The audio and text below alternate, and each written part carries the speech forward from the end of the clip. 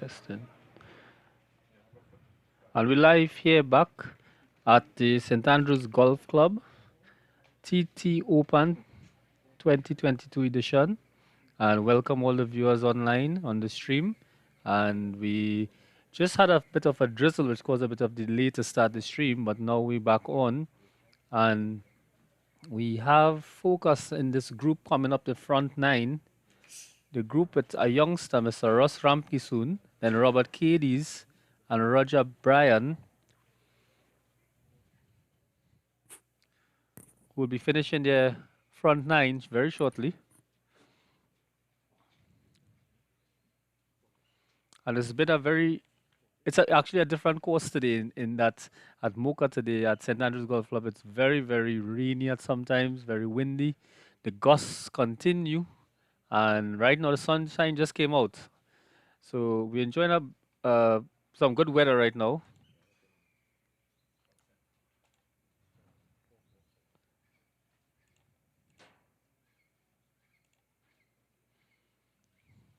And you see the focus for these spots is so important in the front nine to finish up those scores. Let's hope he makes it in one. Probably a par shot there. And if you're locked on, you can follow the live leaderboard at ttgolfassociation.org. ttgolfassociation.org. You can look up that on the internet. That's a TTGA website, and you'll be able to follow the live leaderboard scores for the competition on day 2. And seems to have done a pretty good job there on hole number 9. And just as we take in the action, we want to just mention our sponsors as the stream gets started. And, you know, obviously events like this would not be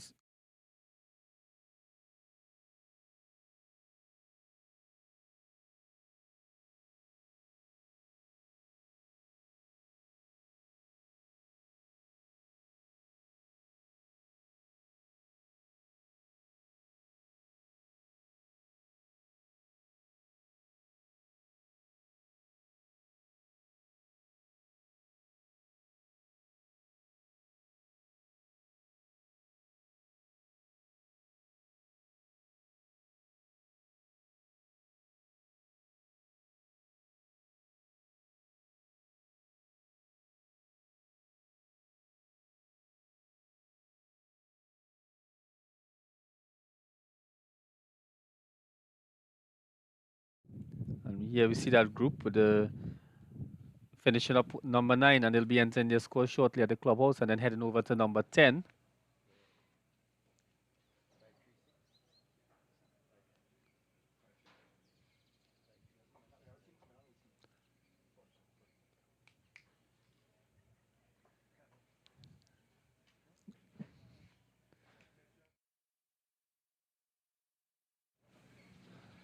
And there you have the youngster, Mr. Ross Ramkisoon, who plays outside the Pointe-à-Pierre Golf Club, also a student at Naparima College.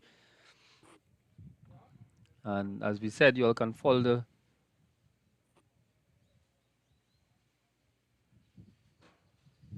the stream live.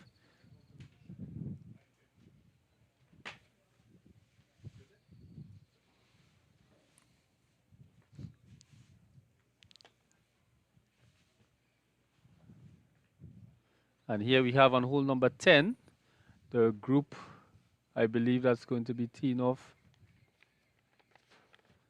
It's going to start the back 9.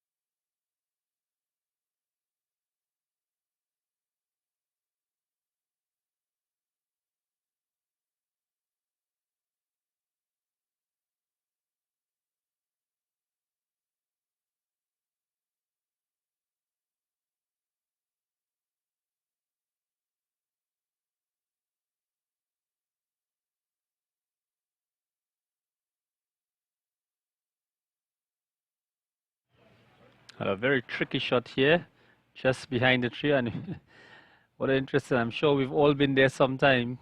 A very ambitious stroke to try and get out from behind the tree. Um, but you know, it's the level of difficulty for that shot, and I mean, did pretty well to just get it in the clear. You have obviously wanted a better opportunity there and a shot at the green. So he's coming down hole number 18.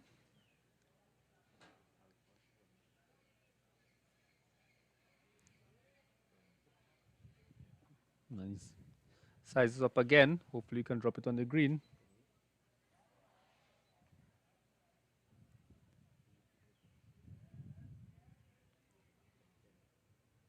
Looks like a steady wedge shot. Takes it up.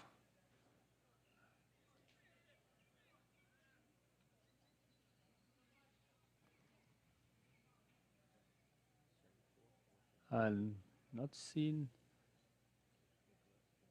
That looks like the ball just at the top of the staircase.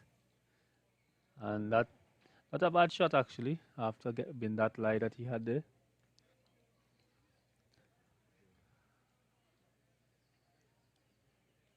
This group coming to finish there, 18, hole number 18.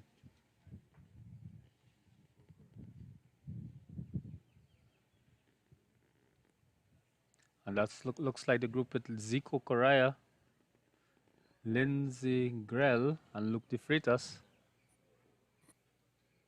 Making their way on now to number 18 green.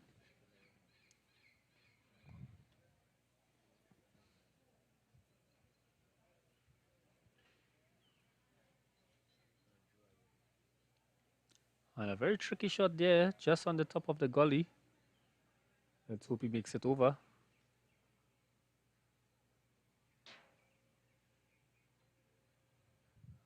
Requires a lot of concentration. Not a bad shot, he's over. And if we look at this number 18 green, the pin position today is off to the right in the corner, if you look at it from the approach. And a very difficult pin position today. Looks actually on a slight hill, and if you go past, you'll have to come back down. So a very soft lob shot or very soft wedge shot is probably what's required to get the ball staying as close to the pin as possible. And you know, judging from this game, you want to be safe. You probably want to just get in the center of the green to make sure it stays on the green.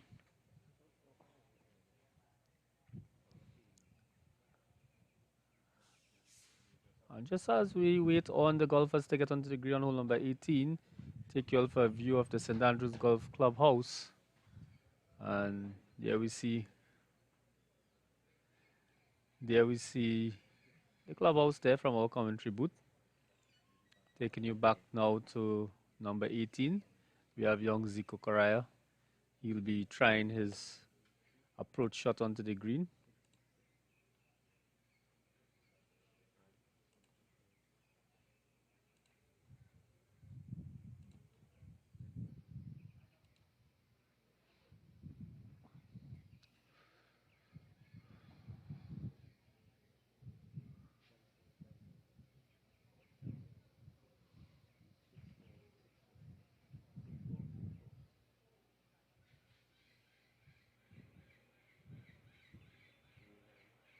And a very soft shot there, almost perfectly executed, and the ball just about 2 feet away from the pin. An excellent shot there by the youngster.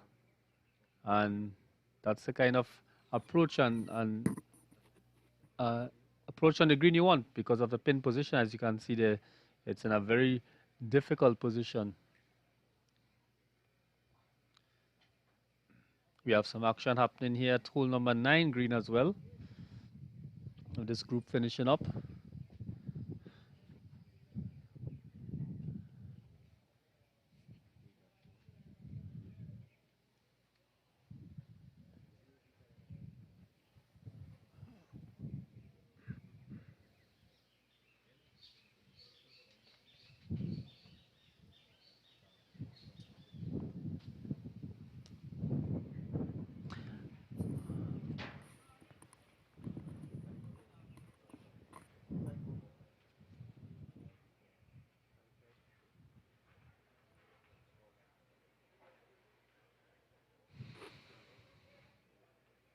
And that looks like Luke de Freitas. And he has to go slightly uphill. Will he make that one? Looks to go very close, a bit disappointed. But that's what the spin position does. And a simple tap in here to finish off.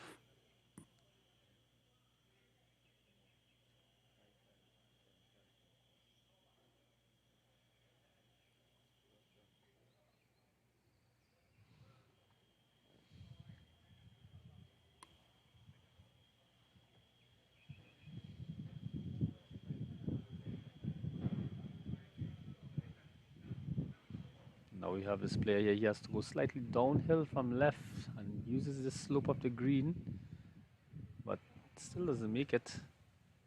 And we'll probably just have to tap it in. And they finish there.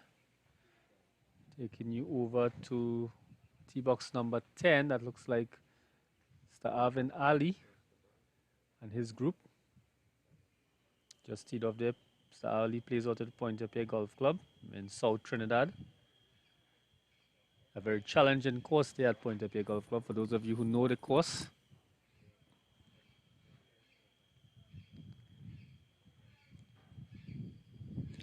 And we have back on hole number 18, young Zico. He'll be putting now to finish up this round. Looks well balanced, slightly uphill. A lot of focus. Probably got slightly distracted there, had to come out of that shot. And for those of you who looking on for the first time at golf, you notice he marked the ground before removing the ball, and that is a very important part in the rules of golf. And comes back into the frame now. He has to reset himself. Lines up.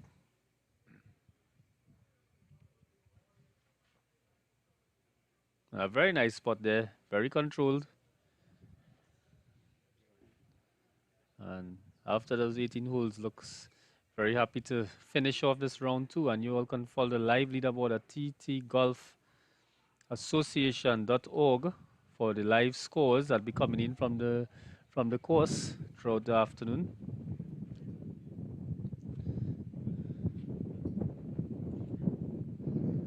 It's a good time just to mention some of our sponsors who've contributed to making this live stream possible. And just want to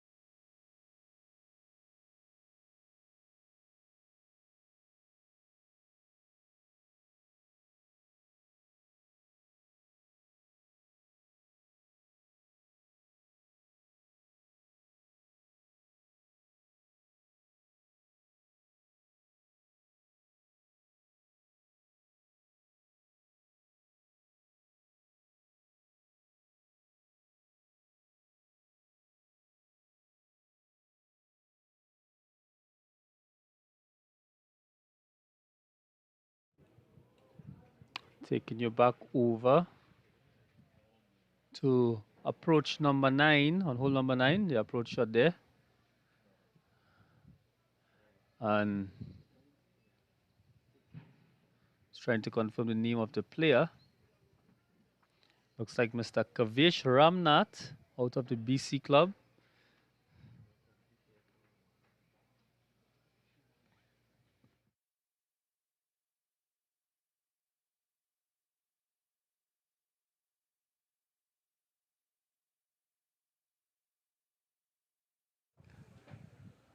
Right. And Mr. Kavish Ramnath, one of the sponsors as well for this live stream from Building HSC Limited. and he's one of a very good golfer as well, playing this tournament this year, and out of the Bridgeton Castle Golf Club in central Trinidad. Sure, most people, a lot of people in Trinidad would have played at that golf course before.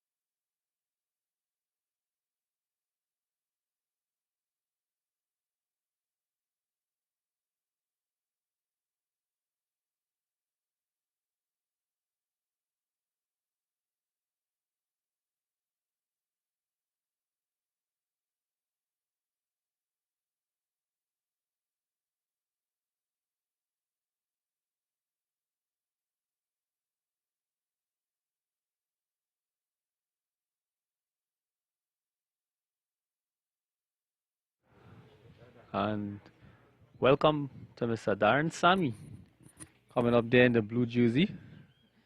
And he's just finished his front nine. A very avid golfer now, representing St. Lucia today. And we'll be checking his scores online shortly. And you all can view it on the leaderboard as well.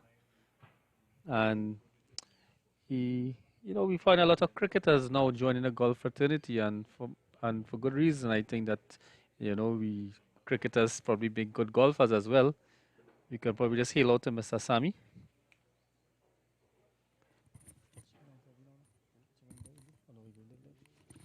So we want to wish Mr. Darren Sami all the best for the back nine, and we'll be wishing all the best.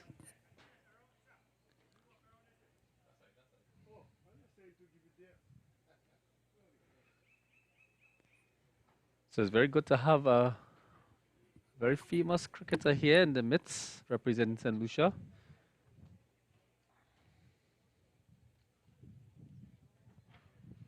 Making their way now to hole number 10, tee box, where they'll be submitting their scores, and we'll probably take a look at the scorecard shortly.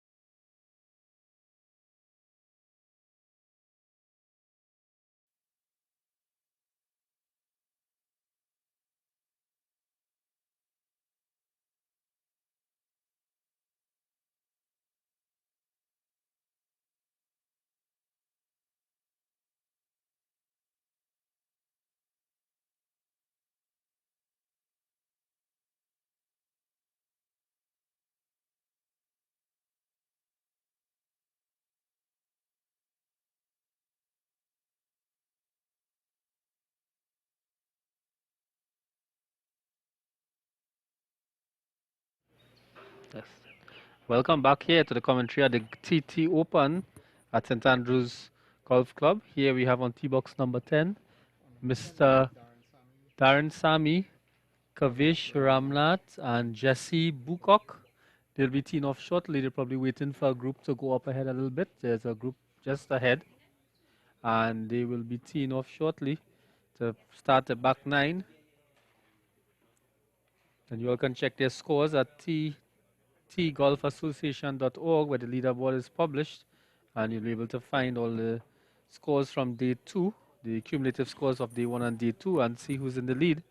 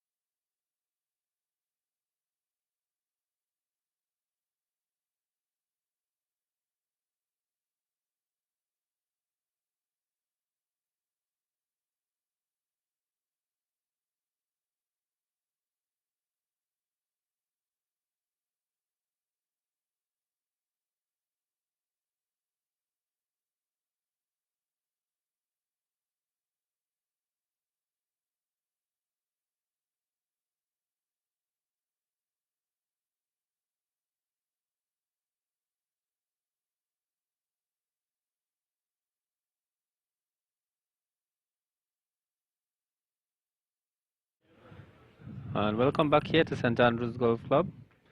We have the youngster Isaiah Rowley just finishing up his 9 hole, and they're going to be starting the back 9 very shortly.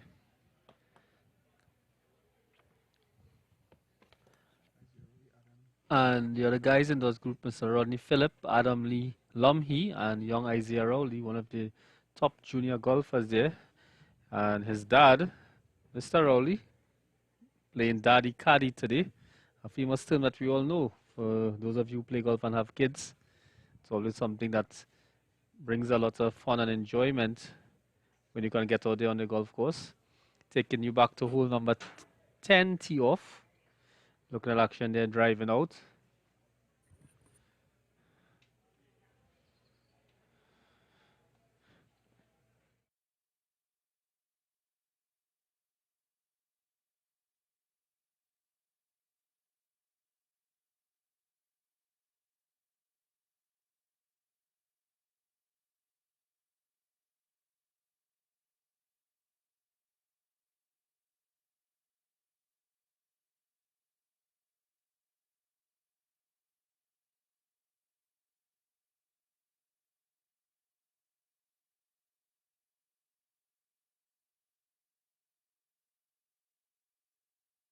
And we have the group with Ben Martin coming down number 18 to finish up the round for today. And it's Dwayne Pierman, Joe Hearn, and Mr. Benjamin Martin. Probably one of the favorites to win this competition for the 2022 edition. And we see there the caddy is giving him some advice.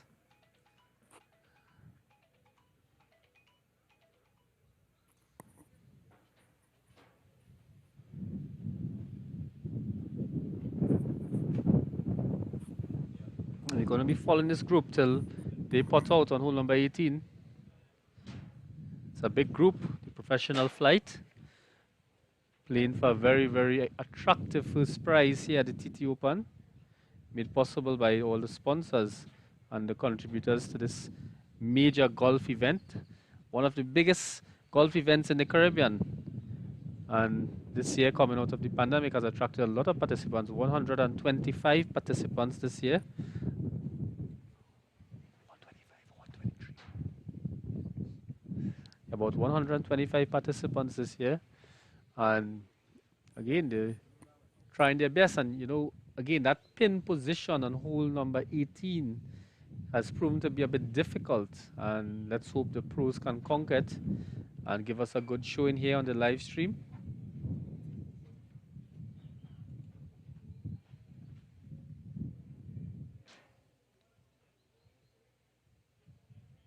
We want to welcome all the viewers on the live stream, from all the avid spectators and golfers who, you know, probably would love to be playing here today.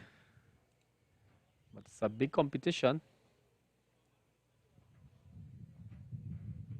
There we see a player. He's just behind the tree out of the camera view.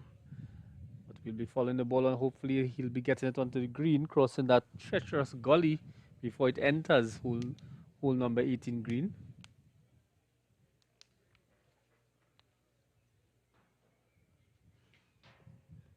And not a bad shot at all. Just to the right of the green, there from that position. And you probably just have to use a short chip or a short wedge onto the green. But again, it's, you can see the difference sometimes with the pros. The pros, you know, they have so much skill, and they practice a lot, and they train very hard, and they do put in a lot of effort. And here you have Mr. Ben Martin with his approach shot on hole number 18. Takes a stance, very focused individual, in good form here at his home course at St. Andrews Golf Club. Nice divot. And it lands just to the back of the green, but it's on the green, just on the edge of the green to the back. And he'll be coming back downhill. And you know, the agony sometimes of coming downhill on the green, it's going to be a bit difficult because you have to know and understand the pace of the green.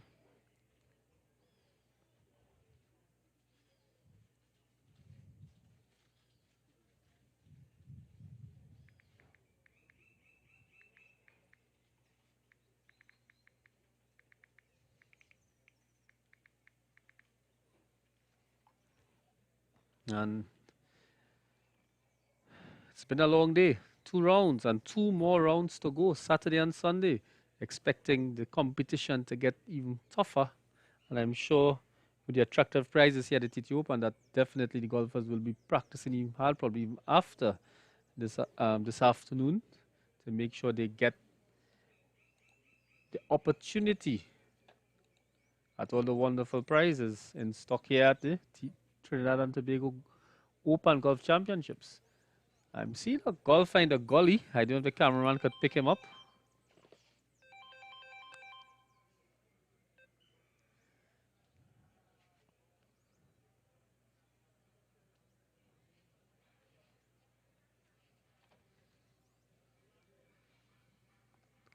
There seems to be a lot of discussion there around that area. Treacherous area, and he just saw him disappear into the gully. He's going to get that ball, attempt to get it out of the gully and hopefully onto the green.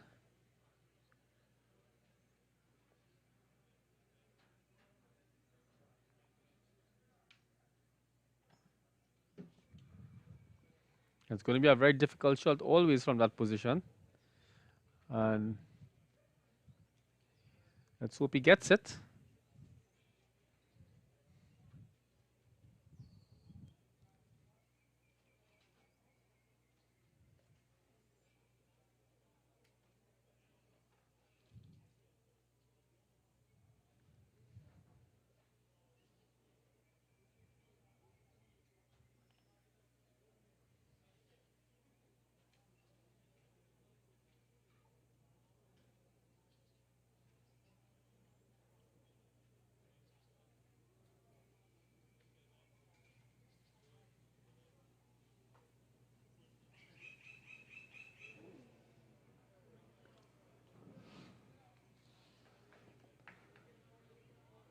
A good attempt there to get out of that danger area. And there's a little weight on hole number 10 tee box because of the players coming down.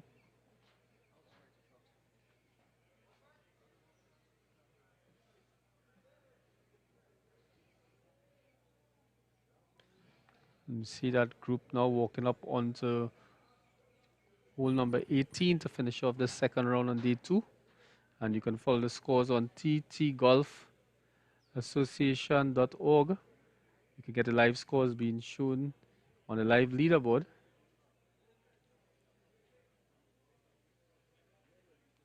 And if it's one thing we've noticed in this tournament, we've been seeing a lot of conversation between the caddies and the players, which is good. You know, you want that advice sometimes on the you want to get that advice sometimes from the caddies, the people who has the local knowledge of the game and the course. And here we have one of the match officials, Mr. Paul Ramcharan. Many of you who would know in the local golf fraternity. And that's why he's coming on. That ball is very close to the concrete staircase, and he'll have to make a ruling there or advise what needs to be done. So we'll take in this action a little bit just to see what the ruling is going to be after that treacherous shot out of the gully. And we're going to hear the discussions here now. And our cameraman is locked on to Mr. Paul Ramcharan. And he's going to explain. Looks like he's asking him what hand, left hand, and he's explaining the club length and the direction to the hole. And I think the match officials have been doing a great job so far in TT Open. They've always been on spot. They've responded to many calls and they've been helping make good decisions to keep the game of a very strong competitive nature.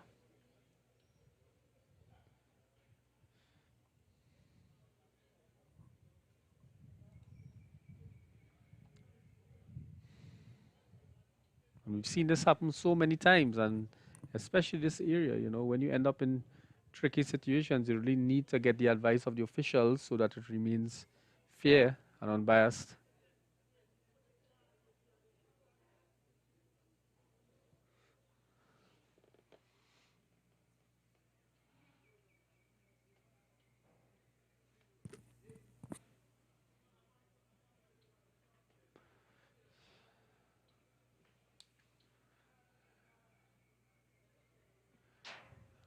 Are they still having some discussions there, or did...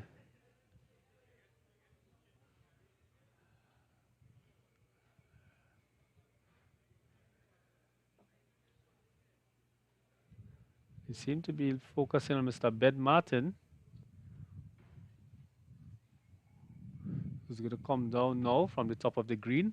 He has to use the slope to decide that pace and understand the pace of the slope, because it's the pace of the slope that's going to take the ball close to the hole. So this requires a lot of control. It may look easy, but if you go past that pin, you'll be out of the green once again, and definitely the ball is going to pick up pace. So this is his home course, so he might have an advantage.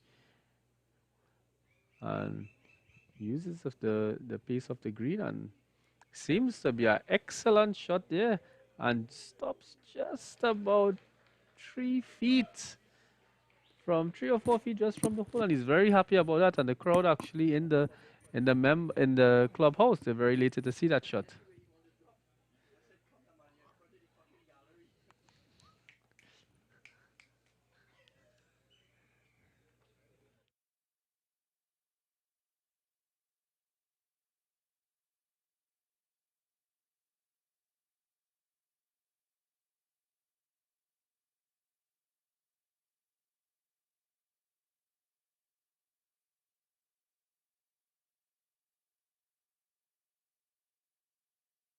So we have here joined in the commentary booth Mr. Paul Ramtran, one of the match officials here, have been doing an excellent job, who just ruled on the position there with the player on hole number 18. Mr. Ramtran, welcome to the booth. Thank you very much, boy. This is first class, world class. I'm honored. So can you explain that ruling? What was the situation there? Okay, well, the guy's ball was his stance, actually. His stance.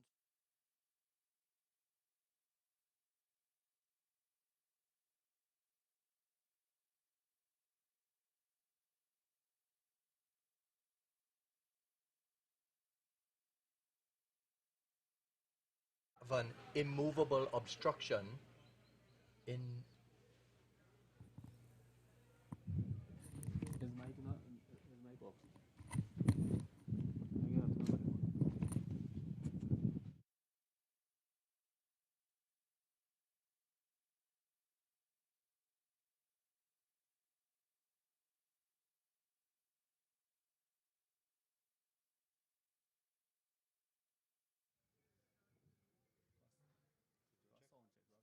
We on there?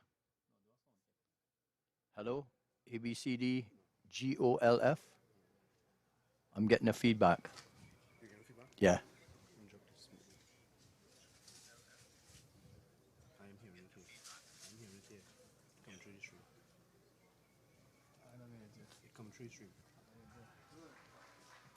So just some technical difficulties. So Right, well... yeah, Mr. Paul Ramtran is going to explain that situation there. Right, well, very simple, very simple. When you have an immovable obstruction, such as a staircase, a cart path, or a garbage bin that's cast into the ground, it's deemed an immovable obstruction, and the golfer would get free relief from that. This gentleman's golf, his stance was interfered with by that immovable obstruction, and they're allowed the nearest point of relief, no nearer the flag. And that's the kind of relief we explained to him and showed him, and the drop was good, and he proceeded according to the rules. So you find, Paul, that you throughout the first day and the second day, there were many rulings that you had to get involved with, or? There are quite a few issues that we get involved with on a daily basis, and this tournament is no exception. Golfers generally seem not to know all the procedures, and that's what we're there for, to help them out, to show them the right things to do, so that the playing field is evened out. Because we don't want somebody dropping from their shoulder and another one dropping from their knee, another one spinning the ball, another one dropping 3 or 4 club lengths from a penalty area, etc. So the rules officials are there to protect the entire field. And I think that's an excellent explanation, Paul. And we see some foreign match officials also here, I believe from Puerto Rico. And, you know, with the number of visitors we have playing in this tournament and with the local rules, I think it's very important what you see. And one thing we've noticed, the match officials, golf cart is all over the course. So that means you're doing an excellent job and keeping, as you said, keeping it unbiased and fair for everyone. Well, we try to do an excellent job and we try to keep it fair to everybody. It's a tough call because you're doing an Open, which is the flagship golf tournament for Trinidad and Tobago, and hopefully you get all the decisions correct. And here we have in the frame Mr. Chris Richards Sr., one of the top pro golfers. And we want to thank Mr. Paul Ramnath for joining us for a brief time. I think he has to run off to make some more decisions. And hopefully we'll catch him again.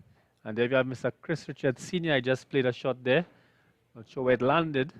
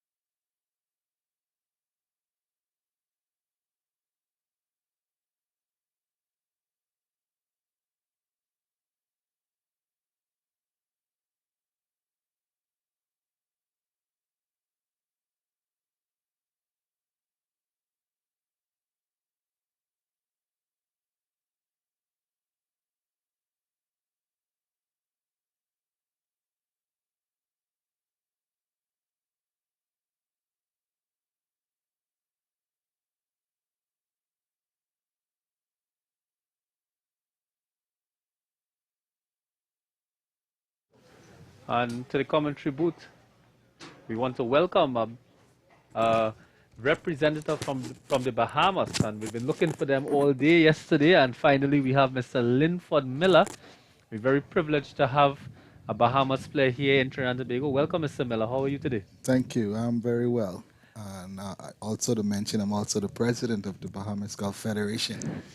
He kept us surprised. He didn't tell us when he came into the booth, but we're very happy to have the president. And I think, you know, I've heard a lot of good things about golf in Bahamas, and I guess you being on at the head and that position, it is important you can give us this is your opportunity. Tell us about, you know, golf in Bahamas. Tell us about, you know, your visit to Trinidad, you know, being involved in the Open. What is happening in Bahamas with golf?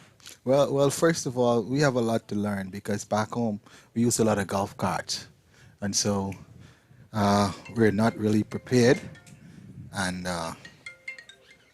you know, it's not unusual, but it's been a little bit difficult having to walk. That's something we're so used to back at home with all the golf carts, you know. But here it's nice. I like the environment. I love the golf course. Just waiting for my game to catch up. Yeah, and I think, Mr. Miller, I think you've obviously brought some fellow Bahamians here as well, or it's you alone? Yes, I did. I brought Peter Mccintyre. She's a senior now, but he's been on many of the national team. Also, he played in the World Amateur Championships as well. I have two of the younger players now, Heathcliff Kane and Richard Gibson Jr. And those guys been sort of leading the way on the Herman Cup and the junior national teams for many years. And that's excellent. You know, that level of golf, you're speaking about the Herman Cup, one of the best golf tournaments in the region. And, you know, we always attract very, very good golfers from all over. And, you know, it's good to have you all here. Welcome to Trinidad. Is this your first time? Yes, it is my first time. And First time, you know, like I said, I love the golf course. It's different. It's not what I'm typically used to, but I like it anyway. What makes it so different? Well, first of all, the walking. We don't Yeah. do much walking back home. Right. And so it's amazed to see that it's actually encouraged here. And I was telling some of my guys back home that maybe we need to do that, have the golf carts, you know, send them back Yeah. and just start walking. Probably send them to Trinidad. Yeah, I think we find that a lot. And if you notice, the terrain we in, although we are in a valley in St. Andrews Golf Club here, you know, it's still a bit of hills, the gullies, the rivers. You can't avoid it because we are obviously at the foot of the mountain. And some of the other golf courses in Trinidad.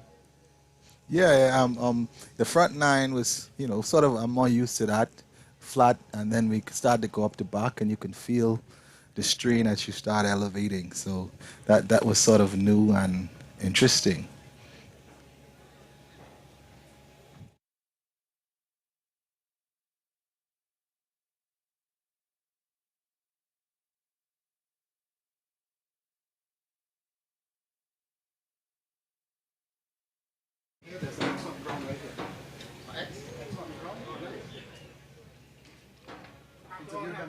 Oh. So, Mr. Miller,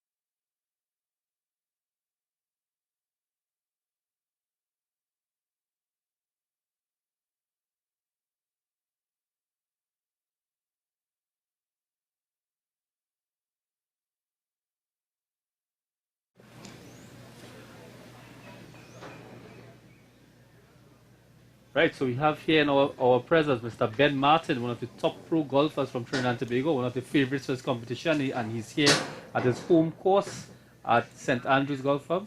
I'm handing over to Mr. Darren Durant, who's going to interview him.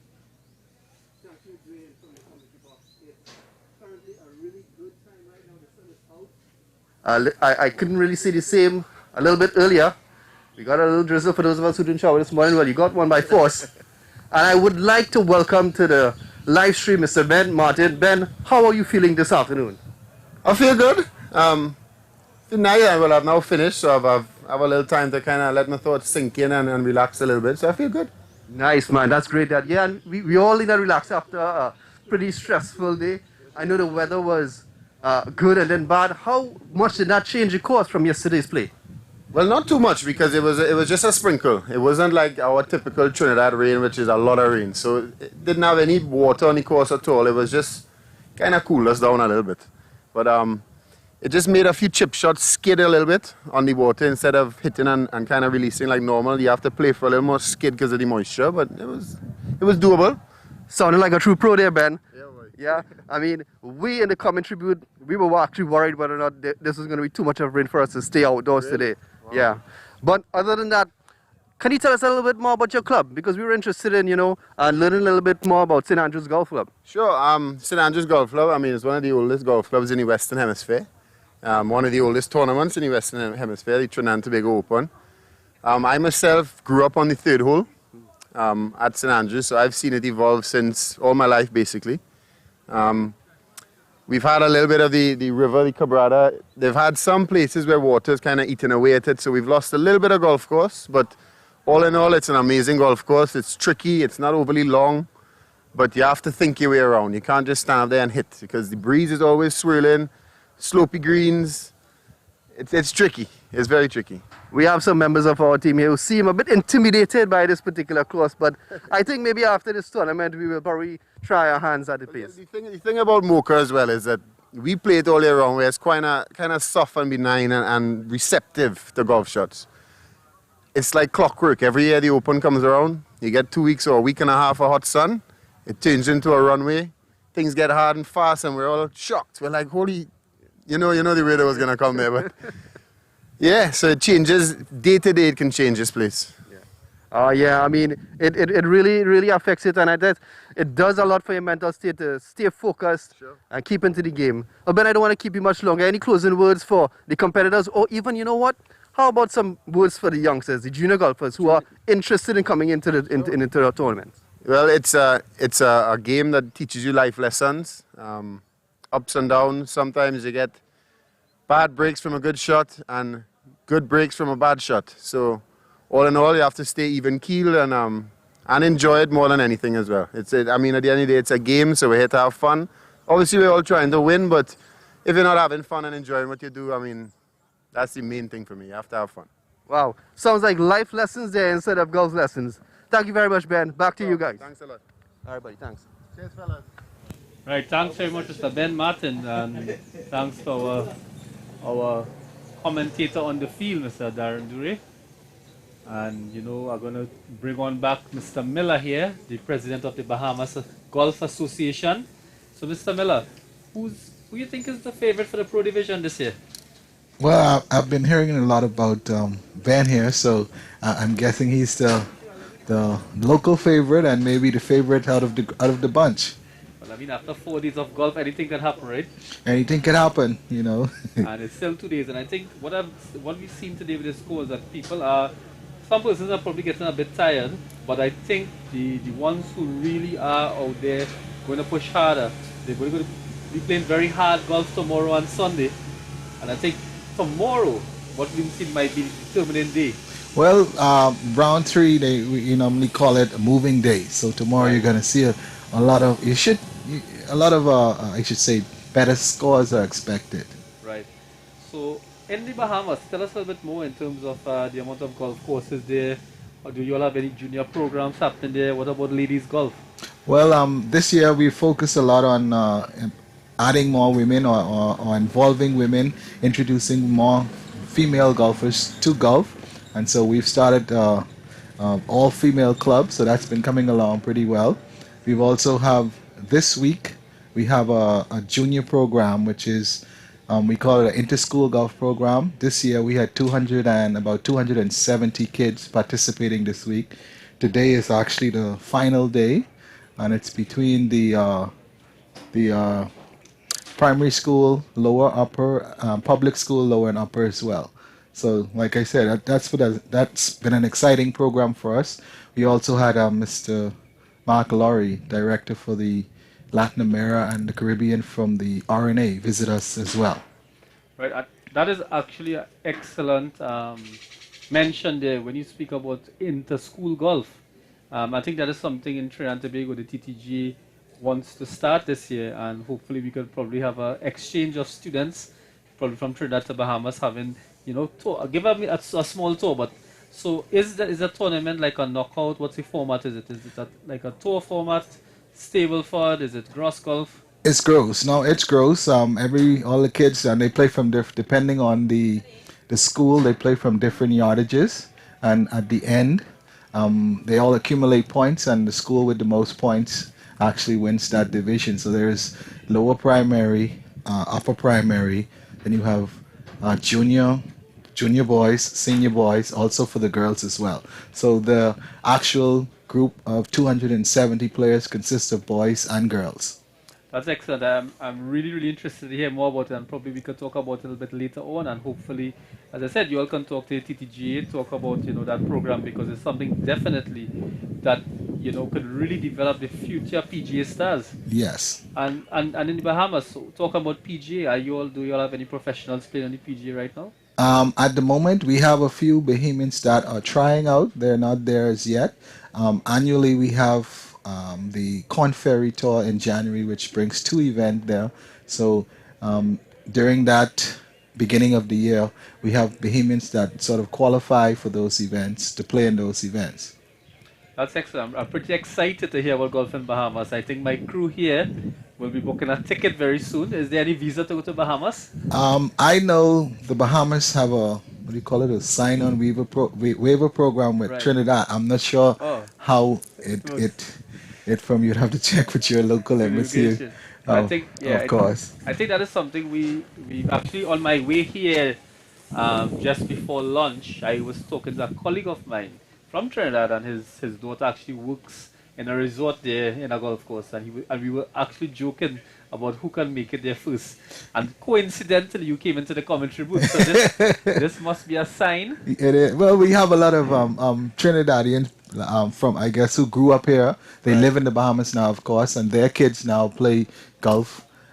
So they're doctors. Yeah. Some of them are doctors, architects, Right. and their kids actually winning their division Very in good. golf. But you know, they're born in the Bahamas. They grew up in the Bahamas, but they have Trinidadian background, Yeah, yeah. descent. Yeah, we Trinis like to travel a lot, you know. That's good. I've met Trinidadians all All over, over the everywhere I world. went. Yes.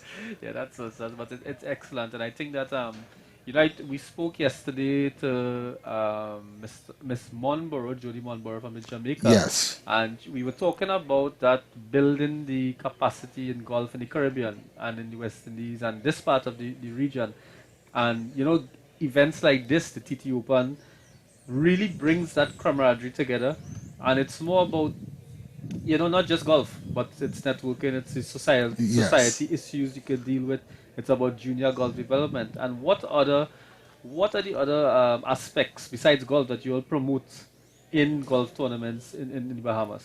Well, you know, back home we have different programs going on. We have like for newcomers, there have been a void, I would say, like after golfers graduate high school and they go off to college. There's really been a void. There's nobody from that age until maybe senior, and so there's that gap in the middle that we're trying to fill.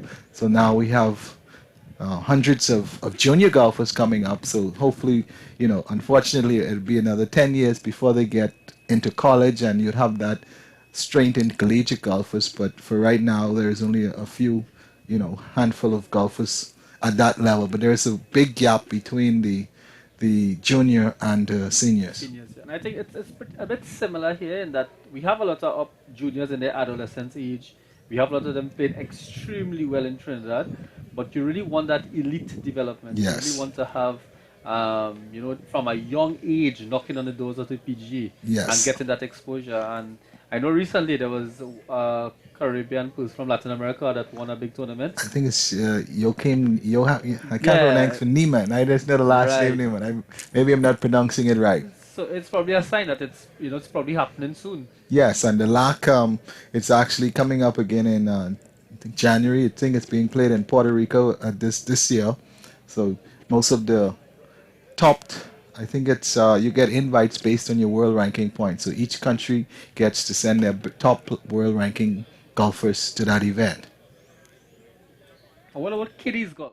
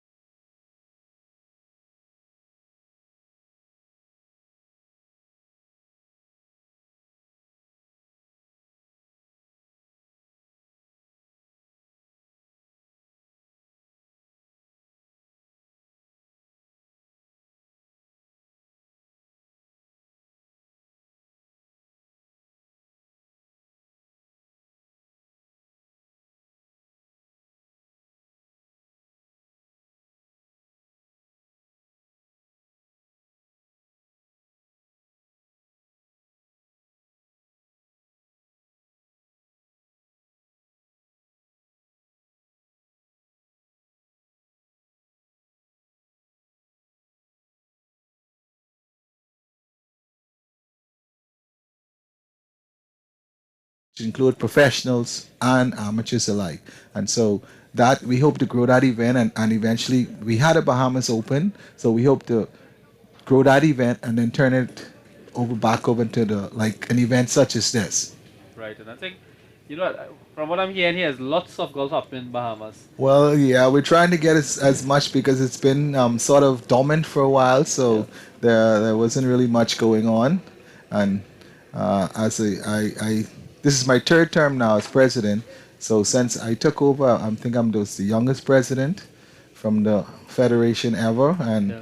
probably the lowest handicap ever as well. Very good. So That's a good mix. yeah, so I try to balance it out, trying to keep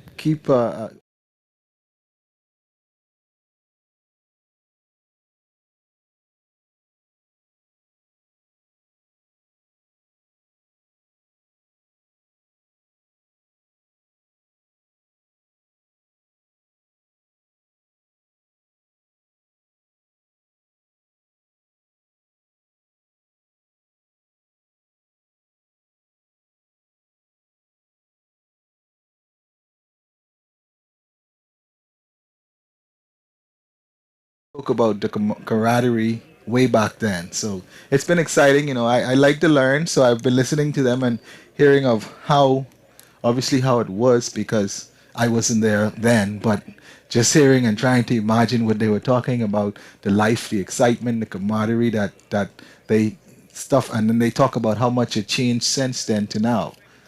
How is you mentioned excitement, and a lot of youngsters when they look at the game of golf, they see it as a old man's game. Well, back home, it wasn't really seen as an old man's game. It was seen more of an elite that Elite, right? it's an expensive sport. And so for the last 2 years, we've actually helped funded for all those kids to come out and learn the game and be a part of it and showing that it's not really, it's typically like any other sport. You can buy expensive equipment, but you don't have to buy expensive equipment. Right. You can do it the average, and basically expensive stuff is when you get to that level and you want to go further, you can obviously invest in those type of stuff. But at the moment, we have clubs that are donated that we sort of cut down and regrip so that it links for the smaller kids and stuff like that. So we just opened a par 3 9-hole golf course. So it's similar to this. It's walking. So that's getting some traction and some activity at the moment.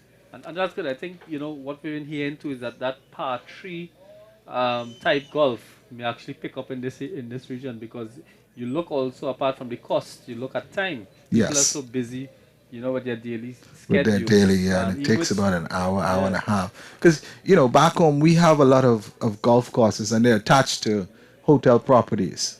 And so it's not as free as we would like it, and we do understand that, their business as well. So we can't have it all the time.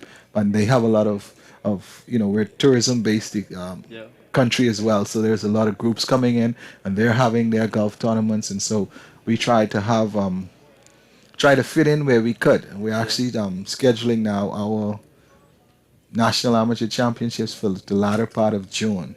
Oh, excellent. Yeah, it sounds very interesting. I would really like to make a trip to Bahamas one day. Well, it's nice. It's open. I think we're open for business. According to the Minister of Tourism, we're Yeah. open for business. Yeah. And how, I mean, the pandemic was really a trying time for the world. And, even in the Caribbean here, it was, it was tough. Even Trinidad. Yes. How was it for you across there? And what did you all, are you all coming out of it now? Well, yes, just like everywhere else, we were shut down, and actually, I told the team, guys, let's look at this as an opportunity. Let's not, it is what it is, but let's look at it at a different point of view.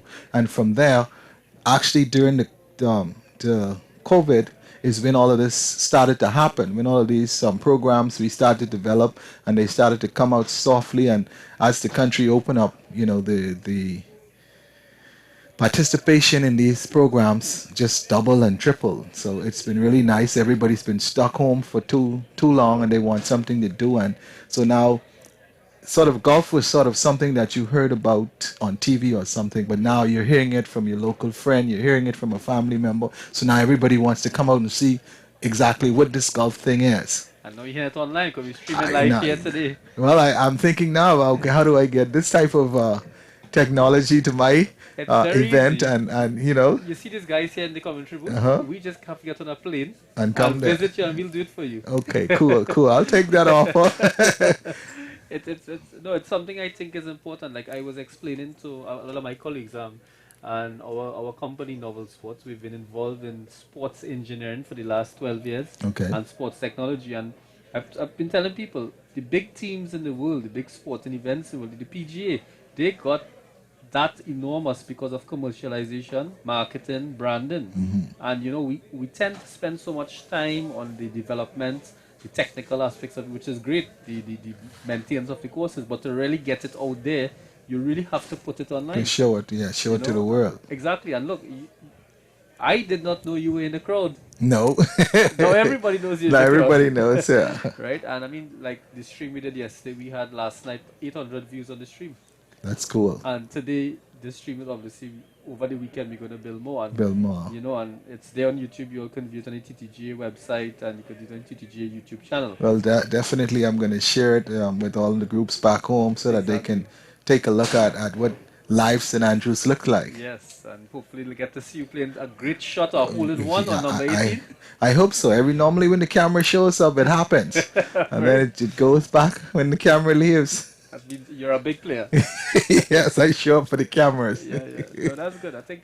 And yeah, you make a good point. You have a lot of juniors coming up. Golf is very expensive. You have to get funding. It's very hard on parents. I have my son as well. He plays golf. And it's very expensive, and it's something you try to get sponsorship. We see now, like, you want to develop an athlete resume. Yeah. You want to share things with sponsors who could come on board, and that is very important. And I think this aspect too, where we could interview people like yourselves, and you could share some insight into how we can develop the game. I think is very important. Well, I have no problem. I know I met Mr. Baptiste at the Hero event last year. Right. And he spoke to us about this event and, invited us to come on down, and here we are. So it just started just like that. Yeah. But like you said, back home we also have the same challenges and more with funding, and we don't penalize the kids. We still tell the parents, look, bring the kids out. You can do what you can do, and we'll figure out the rest. Yeah. And so we have some dedicated teachers, some dedicated instructors who come out, and they understand as well that sometime we have it and sometime we don't, and they still give their time and energy teaching. And so in the end, the kids win, and that was the whole idea. That's it. And I think you see it here in Trinidad. You have a lot of coaches who have been around for years. Yeah. They've changed lives. They've inspired many people, and even up to now, when I speak to them, I would love to just sit and talk to them. Get information, hear what it was like, hear how they developed the game, and I think that is what a lot of the youngsters need to understand. So they will build their appreciation for all that is happening within the fraternity, and people of your caliber at the president level can make change. Yes. Well, I do what I can, where I can. Yeah. I like I said, on the green putting, the guy in the blue stripe, he's Cliff Keen. He's one of the guys that came with me. He was formerly a junior. They just turned 18. I think he's walking with one of your guys, John Mart, in the back. This is Peter Mcintyre here at the beginning. So he's been on national teams for many Alright, years. we're just going to see if we bring him up on the camera so you can just point them out. Where did the other guy go? Yeah, we'll see him shortly. Our cameraman is going to try and zoom in on him. Zoom in on him, yeah. So that's Peter Mcintyre. He's been our national amateur champion many years. The guy in the aqua shirt, that's Richard Gibson Jr. So he's an aspiring pro who's next to Peter there. And so he's not a junior anymore, but he plays on the National Herman Cup. He won, and he was on a lot of the junior team. But he's Cliff, the guy in the striped blue shirt there. He's just turned 18, and he's aspiring to be a pro. So he should be right of John Ma. Yeah, yes. That's right. Just right of your screen there, the white pants. It just came into the view. So those guys are really, those guys are really, he's a young guy, and he loves golf, so he has the bug, and he's been trying to. Like I said, so Peter would be our senior guy, and he gives us a lot of advice and experience of whether I think he's been here before. Yes, so that's Heathcliff Kane. Right, that's Heathcliff Kane, the guy in the white three-quarter pants and the white hat who's soaking with the blue striped jersey. Yes. So I'm really glad Mr. Miller was in the booth when they came onto the practice. So that's my Bahamas team right there, those three guys. Yeah. And I see He's playing next with John Mart. Jamak. Yeah, Yes. yeah, yeah. So So those two have been juniors growing up together in the game of golf, traveling to many competition and competing against one another. And now they're both young adults and still competing against one another. yeah, and I think even Jamak is one of the best or one of the better younger players in Trinidad and Yes. Tobago. And I always tell him that he has a deadly wet shot. Oh, So, these youngsters, when they meet in events like this and when they end up just on the practice green, they're probably sharing their secrets to their success. yes. They share their And friendly experiences. competition. Yeah, and that's what you want, and that's what competitions like this do. Yes. And now we also share their experiences here online. So you can see what sports is about, what sports um, camaraderie and all these I know. things. Yes. And I was even talking earlier with one of the match officials, Mr. Paul Ramcharan, Okay. and I was letting him know that the excellent job that they were doing in keeping the fair play. Yep. And a game of golf, you have to trust yourself. You have to. And You have to trust yourself. Trust your competitors. It's a game that you have to be so honest in writing your own scores. Yes, that's part of it, honesty and integrity. Yeah, yeah. And so going along, you might not you like the shot you have, but like Ben said, sometimes you hit a good shot and get bad breaks. Sometimes you hit bad shot and get a good break. And I had that today. Yeah, I hit a tree and went in the ravine. No. But I really want to see it. And then the fourth shot was 10 feet from the pin on a par 5. Right. So coming up in the Pro Division shortly will be Nicholas Jones, Wesley Brown, Alfred Robbins, and Anthony Gill. They'll be coming up on hole number 18 shortly. And as we have Mr. Miller here, he'll probably take us through the commentary for this hole. I can try my best. And we could switch over now to the approach here, number 18. And I just saw. So yeah, they're basically checking up measurements, seeing, where the pin's locations, where the trouble's at. So in case you miss a shot where you don't want to miss, areas. That's the sort of some of the thoughts that are going in your mind. So there we found our cameraman just found a golfer between some trees. Yeah. Is that a good place to be? That's not a good place. The trees are not friendly. I found that out today. Yeah. In fact, coming down 18, we've seen a lot of golfers hitting the trees. Yes, some actually try to go over the tree to get a shorter approach into the 18th hole, so they would actually hit it on the 10th fairway. Yeah. It sort of shortens the hole, but if you get an unlucky break, you're in trouble. And our friend here is coming on, number 18. He was in the commentary booth with us yesterday, so we're going to lock on to him.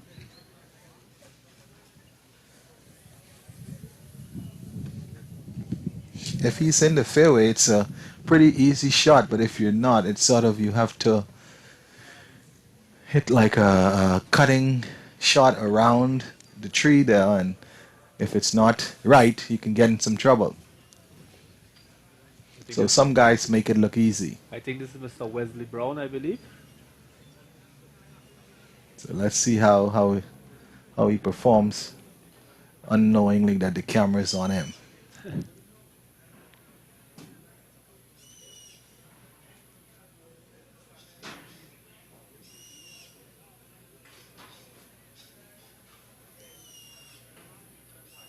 Well, the results are good. There he's at. He's on the green, about a 15-footer, sort of slight downhill. That's an excellent shot. In fact, that's one of the best approach shots on this treacherous number 18 hole we've seen all day. And with a front pin on a down sloping green. I did tell him yesterday that we'll be recording you on the last hole. So make sure and do something good.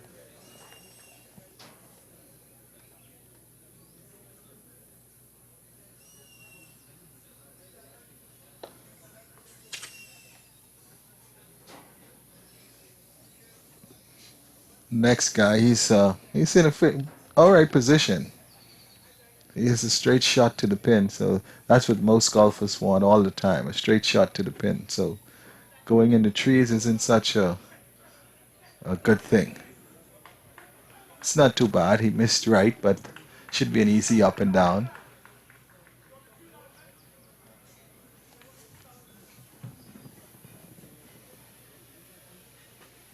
I guess Mr. Brown got an unlucky break here. He seemed to have hit a tree and went down in the ravine.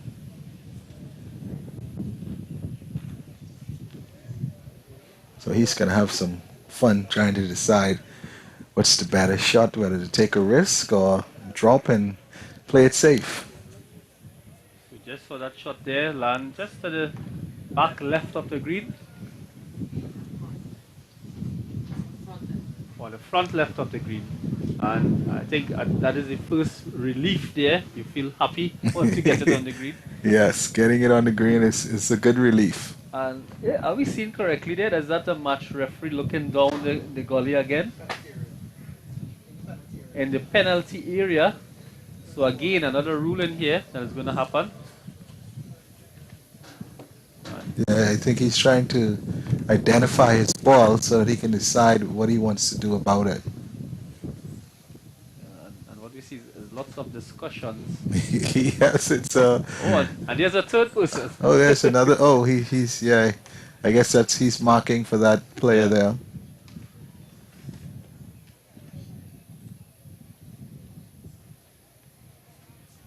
But the ravines are not very friendly, I would say. I've been in it once.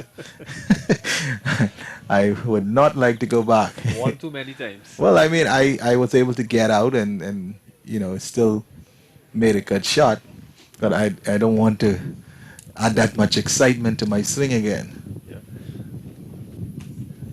So coming down number 18, what was your strategy? Well, day one, I saw some of the guys went for the over top the trees, trying to land it in the 10 fairway. I tried it and I hit the tree and actually was in the middle of them. And so I had a good shot into it. The caddy gave me a yardage. I think I clubbed it too much. I had a wind sort of behind me and I got like I said, it was a good shot with a bad bounce and it went out of bounds. Yeah. That was yesterday. Today I don't want to go on the 10 anymore because of that. I'm going to stay on the 18, just go further left. And I did that. I wasn't fully committed to the swing and I end up in the ravine. And so that's 2 days with not good results. Well, I guess you have to go plan for tomorrow. Well, tomorrow, yes, I'm going to try to improve on both days, try to improve the shot.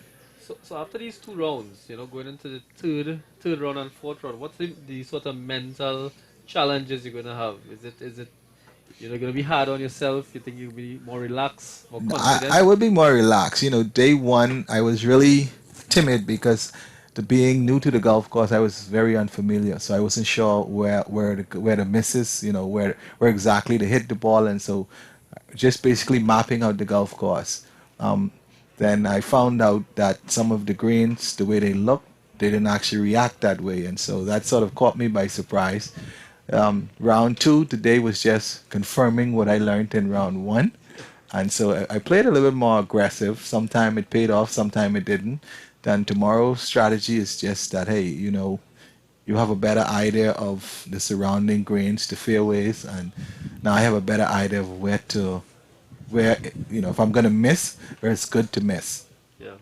I think that's important, understanding what you do and what you did the last couple of years and then, spending that time to re-strategize the game. Yes. And definitely these golfers here have very, very challenging shots. But again, from that position, ball to the back of the green. Sit. Okay, he's good. Yeah. I had that, but my result wasn't the same. I actually went out of bounds. Yes. Oh, really? Yes. Oh, my goodness. Yeah, that's a really tough shot. Well, I think I caught it too good. Yeah, and I think with the gusty winds as well would have helped push the ball a bit. It's swirling, yes, it does. Yeah. But the tournament is going along pretty well. I don't know the different types of grasses, but it's different from what I'm used to back home. I've heard the term tight lies is what we have back home. So I've been used to that. And then I come here and the club isn't doing the same thing anymore. And I'm like, okay, I have to adjust and try to figure out exactly what the club is doing on this type of grass. Yeah, I think you brought up a very, very good point for the youngsters listening in. Even with my limited experience in golf, find one of the most challenging things is the lies. Yes. And sometimes when you play on different courses, it seems like you actually have a new club set in your hand Yes. because of the lies. Because of the lies. And that is it takes a lot of focus and concentration to get that right. It's been coming more even familiar now that once you're close to the green, a lot of guys putt now instead of chipping. Because a guy once mentioned that a bad putt is still better than a good chip. Yeah, yeah. So I've really taken that on these screens because sometimes I chipped and it duffed. It went out hot or faster than I wanted to, and so I'm like, I'm just gonna try putting it from the fringe, and it's been working out better. Yeah, a little more control. Yes, a lot more control. Not too much and aggression. The miss is closer to the pin, so you don't have that much pressure you put on yourself. So what would you tell a young person who's never played golf, probably is not interested in golf? How do you get them interested in actually trying golf? Well, like you said, there are many reasons to try golf. There is the networking part of it. There is the healthy physical part of it.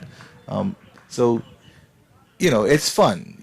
I had several persons who actually tried it and they said they didn't like it, and I told them, I think it's just because you were with the wrong crowd, you were with the wrong people. If you were with the right fun people, you'd like it because everybody's having fun. But if you're with the wrong person who maybe say taking it too serious or don't know how to have fun, they're probably gonna spoil it for you. Yeah, I think one thing in coaching, especially coaching kids, one of the first things you want to do is to just get them interested to come back. That's it. A lot of time I just tell the kids, hey, just have fun.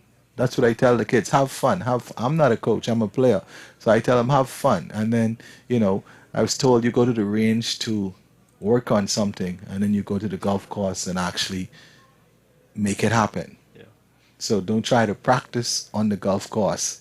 You go to the range to practice, and you go to what you've practiced at the driving range is what you actually put into play at the golf course. Yeah, I think I always tell people playing a sport well is always more fun. Yes, it is. It depends on how you look at it. I don't look at it as winning and losing, like like a lot of the guys do. I look at it as how much fun I had. Yeah, I think well for you might be 1 under par. Well for me is 10 over par.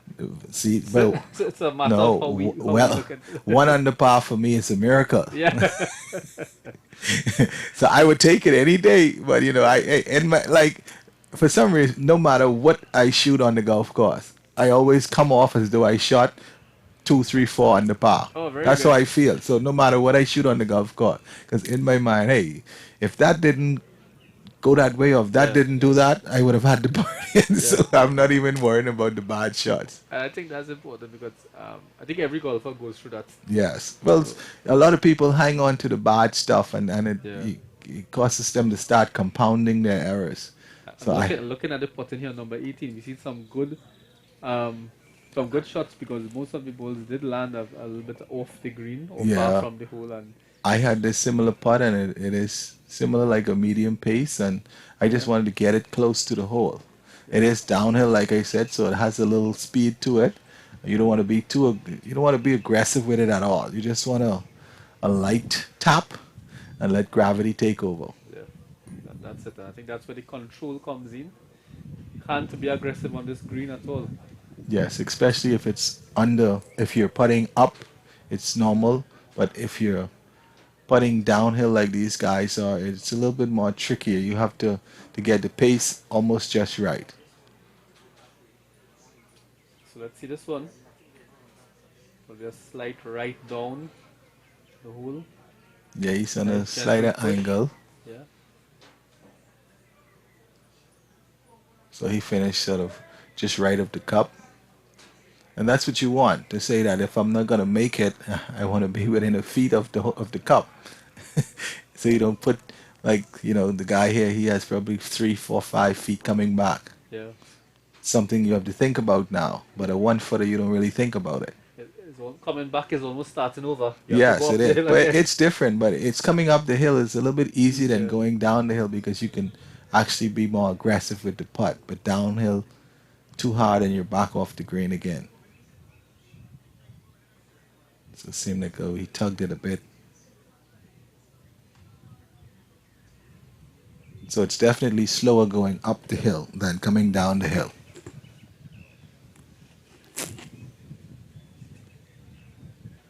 I think we have a few more pros coming in shortly. Yeah, we have a group waiting back there. Mr. Talin Rajendranath, one of the younger pros in Trinidad, plays out of the Pointe-a-Pierre golf course. He'll be coming up to his approach shot shortly when these guys come off the number 18 green. Okay. How many pros you guys have here in Trinidad? I'll have to check the list, but I'm sure it's up about 15. Okay. Yeah, we have a small group back home as well, and they try to get together as much as they could, but the pro division isn't as active as I would like to see it. But I deal mainly with amateur golf, so it's a little bit different.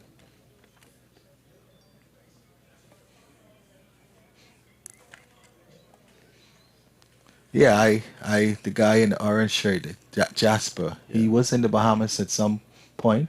He and his family, I think they're in the U.S. now living, and so I've played with him, golfed with him a few times.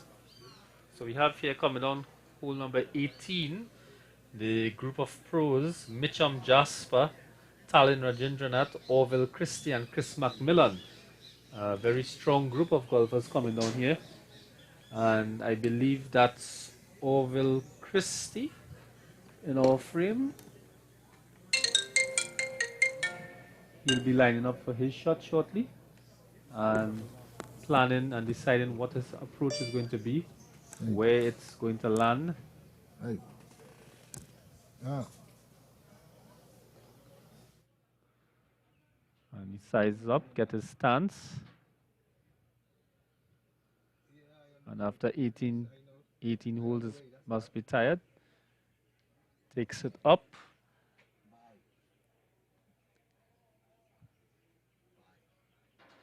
And probably gets it, hopefully.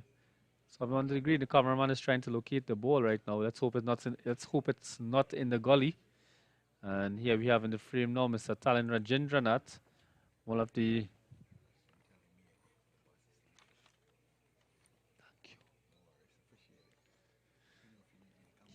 Yeah. And we just want to thank Mr. Miller from the Bahamas Golf Association. He has to take leave now to go enjoy the rest of his stay in Trinidad. And that was Mr. Talin Rajendranath shot. Look at that shot. Just before the pin. An excellent shot there by Mr. Rajendranath. And he'll be very happy with that shot. Excellent shot there. And we have an offering Mr. Mitcham Jasper. A Trinidadian also living and playing in the US. Once played out of the Shagaramas Golf Club.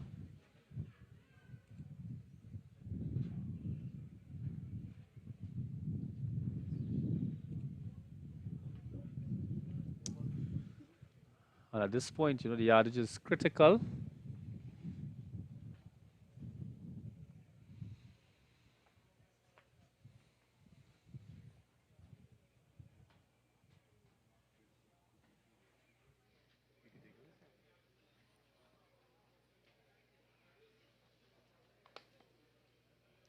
And you see there Mr. Jasper planning his stroke.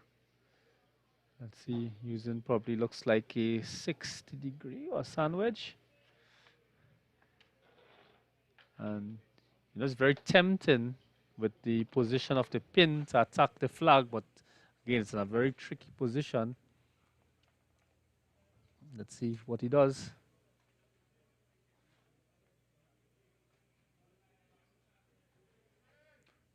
Very soft shot, but a little too soft there and ended up in the gully and took a very bad bounce. Probably a little too lack of confidence and overthinking the shot, but unfortunately he ended up in the gully and he's dropping a ball. But we just wants to get this over with. It's been a long day. round 2. Let's hope he sets it on the green.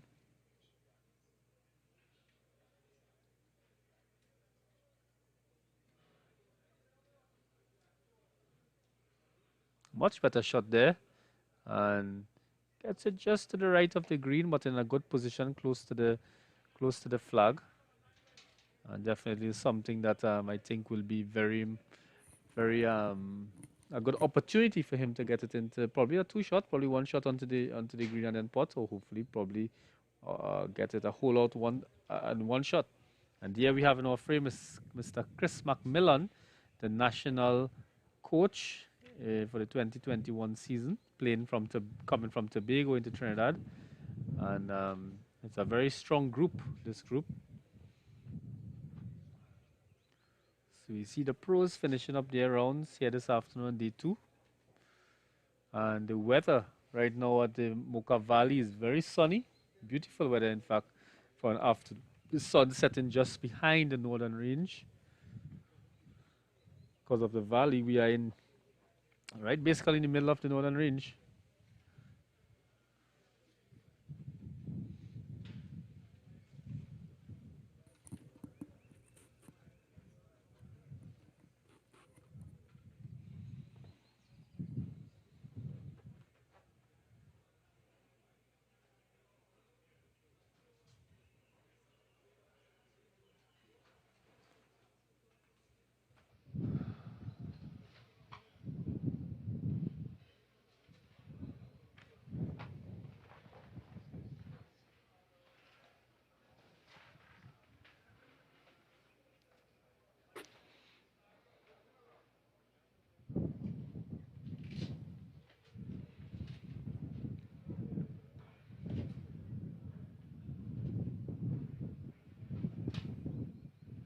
So we see there Mr. Orwell Christie.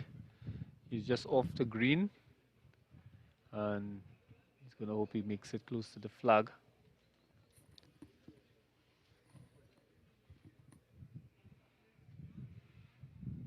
It's a bad shot going uphill and stops just about a foot and a half away from the hole. A very, very good shot there. And probably is going to put a little pressure on the other players in that group. We all want to finish number 18 very strong.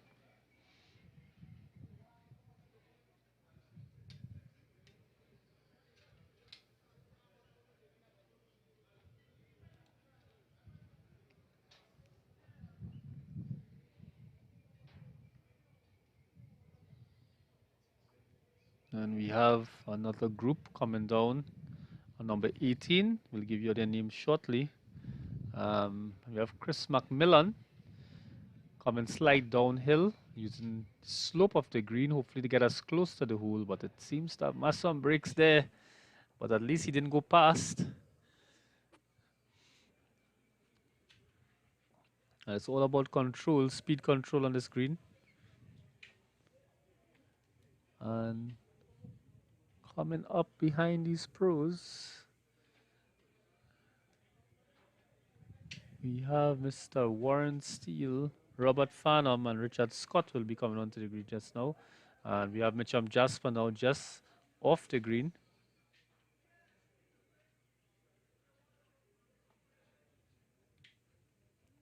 And a very, very nice shot there using the contours on the green to try and get it in, but unfortunately it did not go in the hole.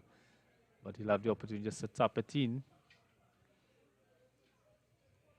And we want to commend our sponsors for bringing this live stream possible for the TNT Open. Ashmead Ali Contracting Services, the Ashnad Foundation, Eden K Properties Limited, DS Movers Limited, Builders Incorporated Limited. And we have Mr. Talin Rajintradat now, young lefty, playing out of the Point Up Here Golf Club. Finishing up his round 2 here. Nice roll off the ball. Let's see if it gets in. Oh, he's disappointed. And, you know, funny enough, in today's game, we've seen some, 5-footers, 8-footers, being missed. Some 3-footers being missed. So it is definitely a different pin position. So that's making it a bit more challenging. And looks like we have Mr. Chris Mcmillan now to attempt his spot on number 18. And just to mention the other sponsors, Treasure Chest, SRF Auto Repair Services, Evergreen Designs, Beyond Paint, Kennicon Engineering Limited, Online Valves Limited, Let's Learn Golf Tobago, Solar World, Building HSC Limited.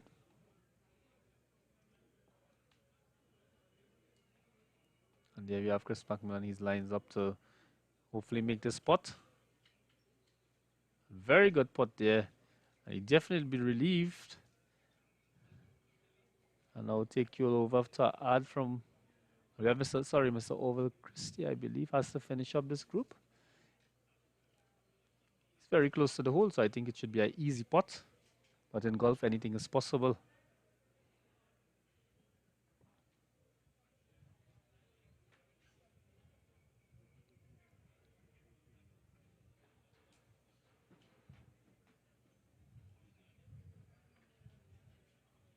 And makes it look very easy.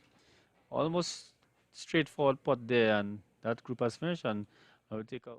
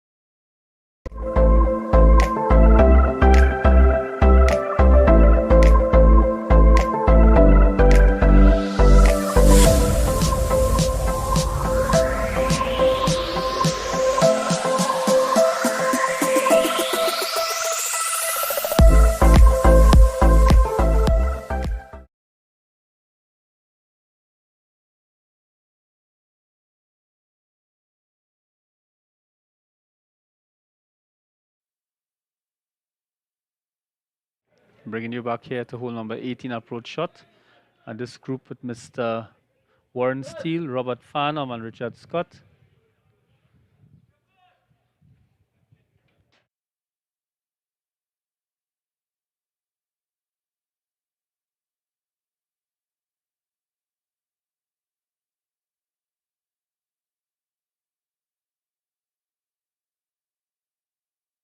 There's Mr. Warren Steele, one of the TTGA representatives as well, finishing up his round from Tobago, bringing the Tobago expertise here to Trinidad.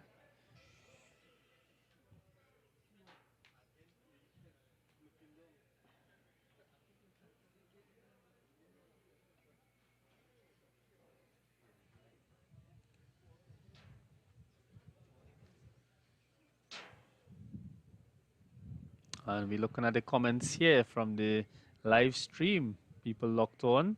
Share your comments. Anything you want to mention about the players and the live stream, let us know and we'll share it there.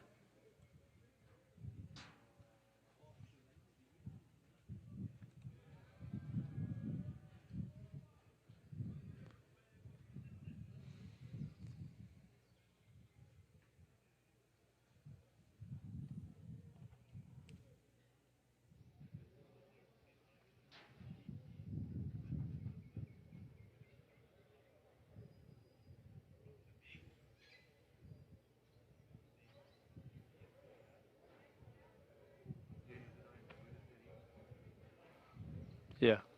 Tell her come here. And there, Mr. Warren Steele.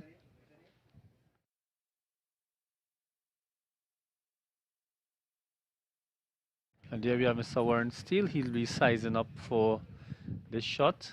Hopefully get it onto the green.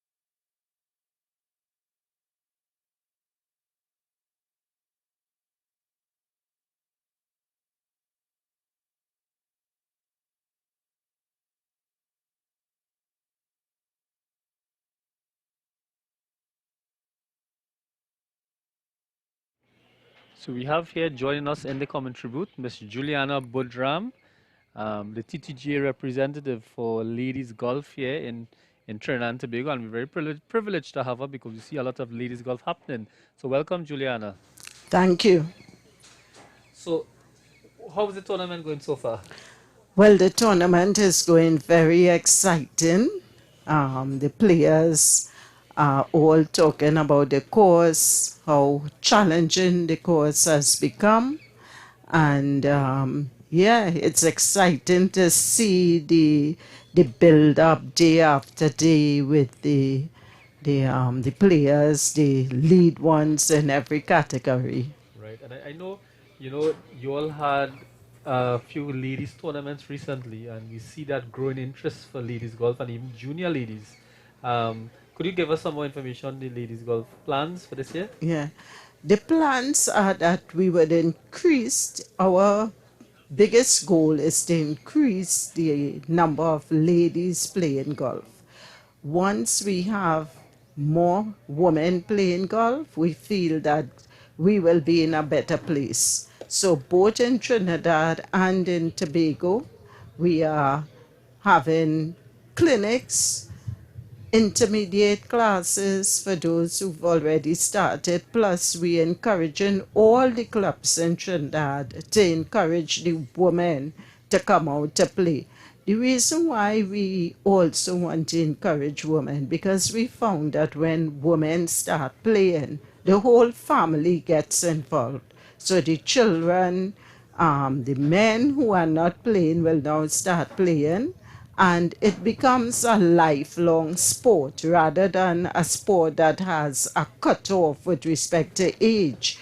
Golf is something that you can play at any age. So hence the reason why we want the women to become involved, to get everyone in the family involved. I think that's a very, very, very important point. And I myself have been involved with kids coaching over the last 10 years, and we've always encouraged families to come out. And once you have the moms, the ladies involved, you will get that support. And it's a very enjoyable atmosphere. And you did raise another important point about there's no age in golf. Correct. And definitely something you could play for at a very long time. What about the young, present junior lady golfers? We have such good talent here in Trinidad.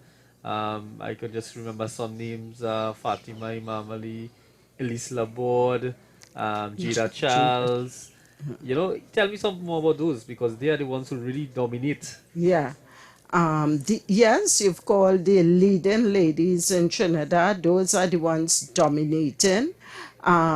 What we want to see with some of those girls is more intense coaching that will take them to the next step, so that they can represent Trinidad and Tobago at those international games. So the time and the coaching, so that they could reach to that next step where we can be represented very competitively internationally. Yeah, I think definitely is something. And it sounds good to see that you all have those things in plan. It was very good to see there was a ladies open at Mooka, St. Andrews Golf Club. There was a ladies competition at Pointe-Pierre Golf Club recently, and you all had a good decent amount of lady golfers coming out. Are there any plans for school golf for ladies? Yes, there is a plan. We had plans for the schools before COVID. Now that the schools are being reopened. We are going to go back to the schools. The plan is, especially schools in the geographical area, to bring those kids in first and foremost and get them involved. And we have programs for them. They don't need to have equipment. Right. We are providing transport for them so that they could come, they could play. If they like the game, they become members of the club. You know, at Point Up here, they play for free. So we are encouraging all the clubs in Trinidad to do likewise, have the juniors play and do the classes with the adjacent schools. And now we also in the early stages of planning for caravan golf so that we can go out to the schools that are not so close to play and to get those kids playing. Yeah, I think that's a really, really exciting initiative. I like it. I like the term caravan golf. Yeah. You know, you can really take it to the remote areas in Trinidad, and you know, people see golf sometimes as an elite sport. Well, it is expensive, you know. But what you say in there, you are making it more affordable for everyone to experience golf. You could even take it down to the community areas. And Mr. Wayne Batiste, TTGA president, was talking about the SNAG program yesterday. So I think all what you all are doing is excellent, and hopefully it will really help build the game. And Yeah. we will see a lot more professional golfers coming out of these programs and these initiatives.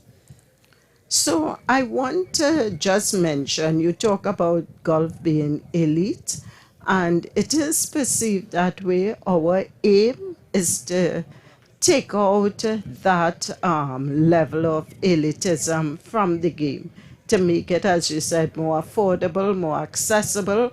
So in all the classes that we have, I have told people you don't need equipment to come and start. Come, start, see if you like the game. You don't need to join the club. Once you enjoy the game, we give you equipment to play with, to practice with.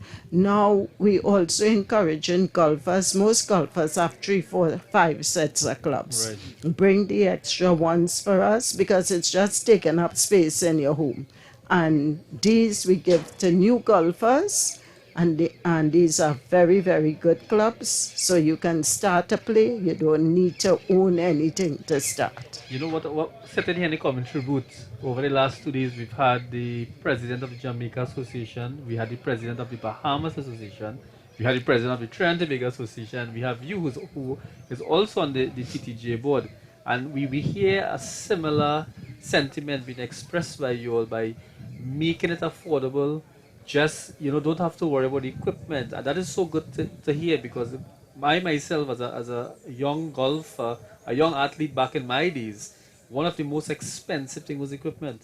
And you know, we would use old used equipment, but it worked just as good. And you know, I think it's important too for the youngsters to appreciate the fact that, you know, you have an opportunity to play and to experience the game, and then hopefully golf is a very lucrative sport that you can definitely make a living out of. And even with this game, the prize money is excellent. So you know, hopefully it will go from strength to strength. Is there any plans for a ladies tour, or the national team is probably next focus? Yes. The national team for the Homan Cup and the other Caribbean games, those are on the horizon very soon. So, and the junior game is also coming up, the RBL Junior. Right. So, yeah, those are some of the things that are coming up and that we are very excited about. The nice thing with golf, besides the youth taking part and so on, like tomorrow, you know, the super seniors is starting. Yeah. So this is over 70 years old. Right. Just imagine. And we have a big category of people over 70 vying, playing the same course, the same length, and vying for a prize. Yes, one name comes to mind, Mr. Morris Matura. Yes, Known that as was our last year's winner, champion. hailing from Point Up here. Mr. Hitler, I know him as a youngster growing up in Marabella, and he's 80 years. And imagine that at 80 years playing golf on these treacherous golf courses. But you know, it's very good to say. You did mention golf is a sport for life. You know, you could take you into Lifelong. retirement and enjoyment and even relaxation. So you have an opportunity here to address sponsors on this live stream. People are following us from the Caribbean, even internationally, and the stream is going to be available um, after on the TTGA YouTube channel. What do you want to say to sponsors and for women's golf? Yeah. Sponsors, I want to say that women, well, golf on the whole, as you've heard, we're making it affordable, accessible. We want sponsors to come on so that we can have sponsorship program for youth, for ladies sometimes. Youth, because some of them can't afford, we need to get them the equipment. We need to get them membership. We need to fund them to go and play abroad.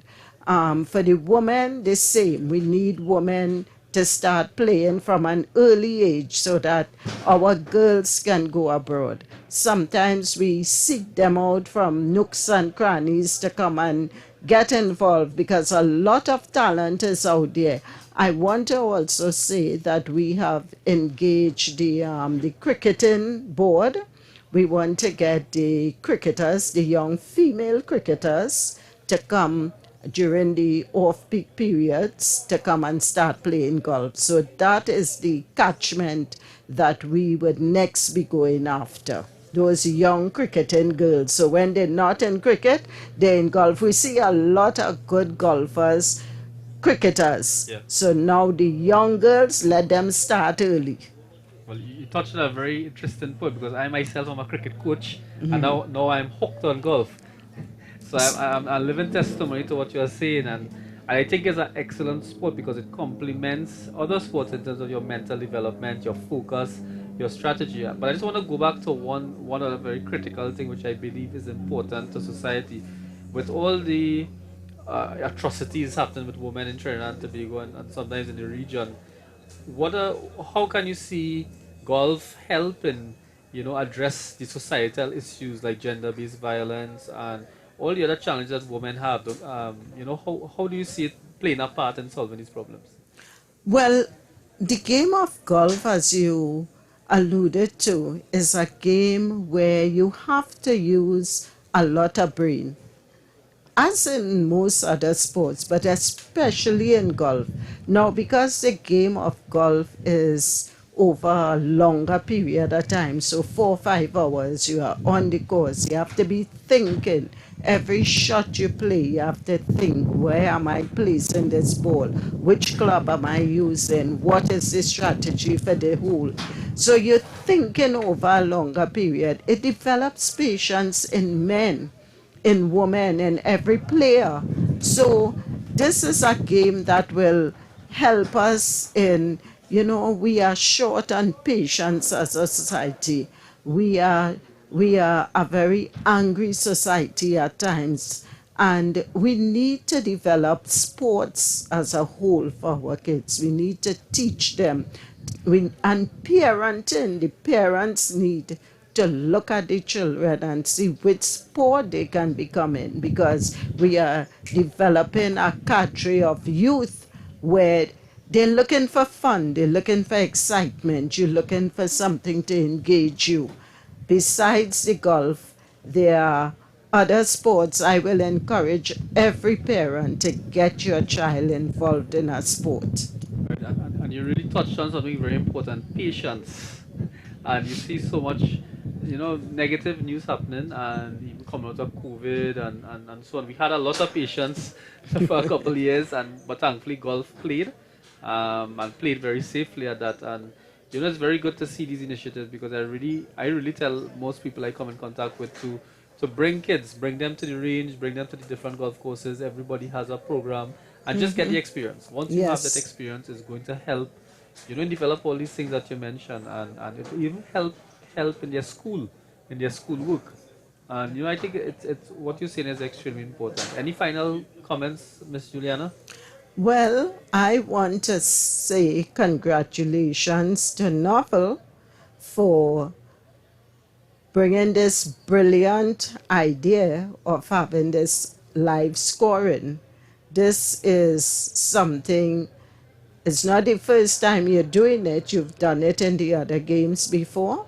And I want to congratulate you. I know it takes a lot of effort from you all, but you're doing it. Your constituency out there is happy because I know people are talking. The golfing community, they're talking, they're following it. So those, not everyone can come up here, but everybody is interested because this is the Open. This is the Trinidad and Tobago Open. They are following their players. They are looking at it. And well done, Novel.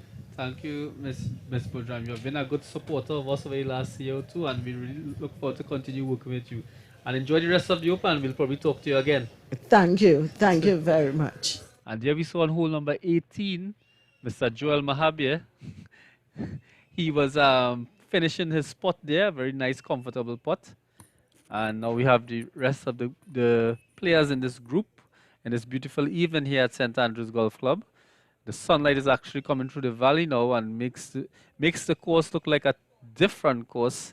And to my right, I have one of my main scorers who has been up since about 5 a.m. this morning. And he puts on his shades when he is ready to take a little nap. So that's okay. And one of our other colleagues here making all this possible, Mr. Darren Durant. Want to wish him a happy birthday today. And he did an excellent job over the last couple of days, and he'll be here for the next 2 days with us with the stream team, the Novel Sports stream team. So happy birthday to Mr. Darren Durant. And I want to shout out our other colleagues, Mr. Gibran Lal, the young aspiring golfer, and here with us in the commentary booth looking at all the action, and Mr. Kiva Sigobin, who's been one of our main supporters, and Mr. Kurt Limmer, a very good golfer, and looking on here at the Open. He didn't make the cut though, but for sure next year we've been encouraged to play. Thanks. Take care.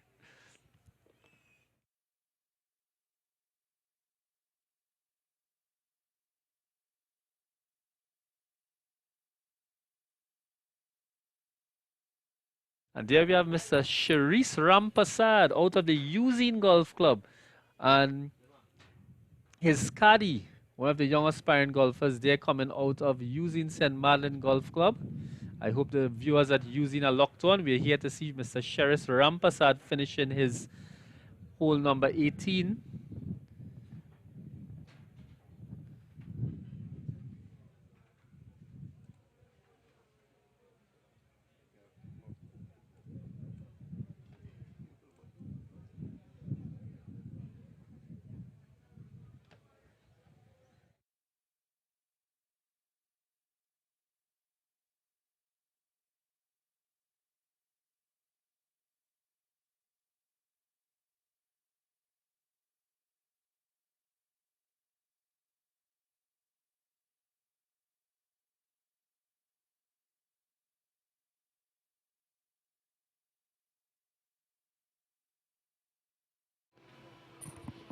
And back here at the approach shot for hole number 18, Mr. Sharice Rampasad.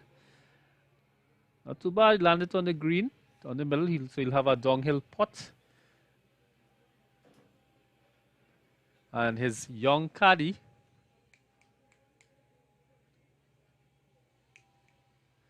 Mr. Sharice Rampasad's caddy, Mr. Ramrup, one of the young golfers coming out of using St. Madeleine Golf Club. And this is an excellent opportunity for youngsters to learn the game of golf. And, you know, we see that a lot in these big tournaments where the youngsters come out and they caddy.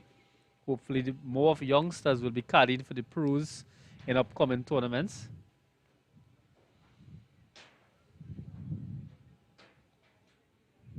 And as we wait for some of the other participants to get onto the green, we'll be taking a word from one of our sponsors, Mr. ECT Solutions Limited, who has sponsored the standby power for us, providing us with the power to power our stream.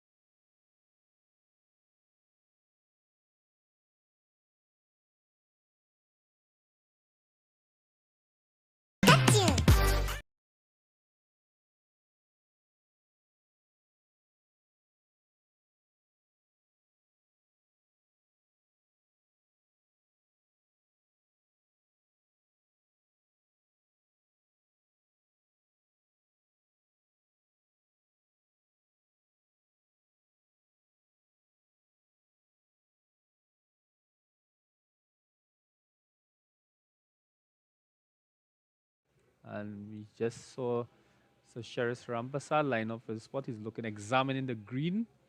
And his caddy, Mr. Ramrup, is giving him some advice.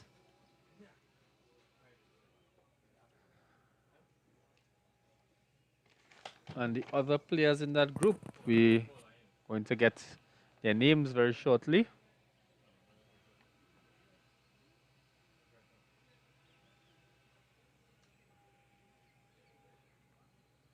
Mr. Dushant Sokram and Lenny Kurup. 3 players in this group.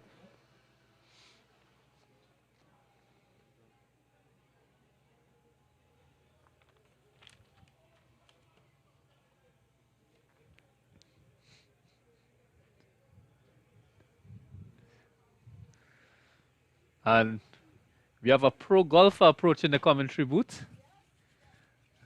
Mr. Chris Mcmillan. He'll be joining us here.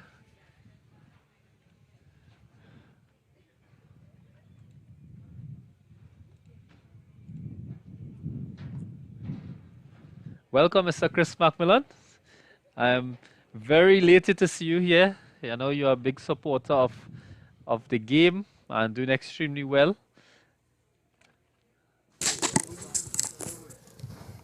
It's good to be here. So tell me, how's your game today? Way better than yesterday. Oh, very good. not much people are saying that. And how's the course? When the morning started, it seemed to be a very difficult conditions with the weather. Yes. How was it? Was it a different course than yesterday? I think it played a little easier than yesterday. The fact that we had some sprinkles. You know, Yeah. the place wasn't that dry as yesterday. So it was a bit slow on the greens. A Was it? bit slow. And what about in your pro category, the big category? Do you think it's a stiff competition, or do you think the next 2 days is going to be easy sailing for you? It's a stiff competition because I was so far off. I know I made some ground up today, but I was so far off. But today was way better. Right, and that's good. I can see you in all smiles. And as I saw you leaving the course last night, and I tell you, you know, the ones who really finish on top are the ones who put in the work. And I saw you practicing there in the dark on the range yesterday. While everyone probably was sleeping, you were out there. Yeah. And you can sit now after round 2 and feel proud that you finished it strongly. So congratulations on that. Thanks much. So what's the strategy going into day 3, or is it a secret? I'll probably try to do the same thing I did yesterday. Stay back, hit some balls. Yes, yeah. You know, go to bed early. Yeah. So Chris, you've been involved with the national team in 2021. You've been a pro golfer. I remember you telling me you've played all around the world in different countries. You know, tell us a little bit about yourself and you know what you've done, where you started, and you know where you're headed. Well, where I started is in Tobago at Mount Irvin.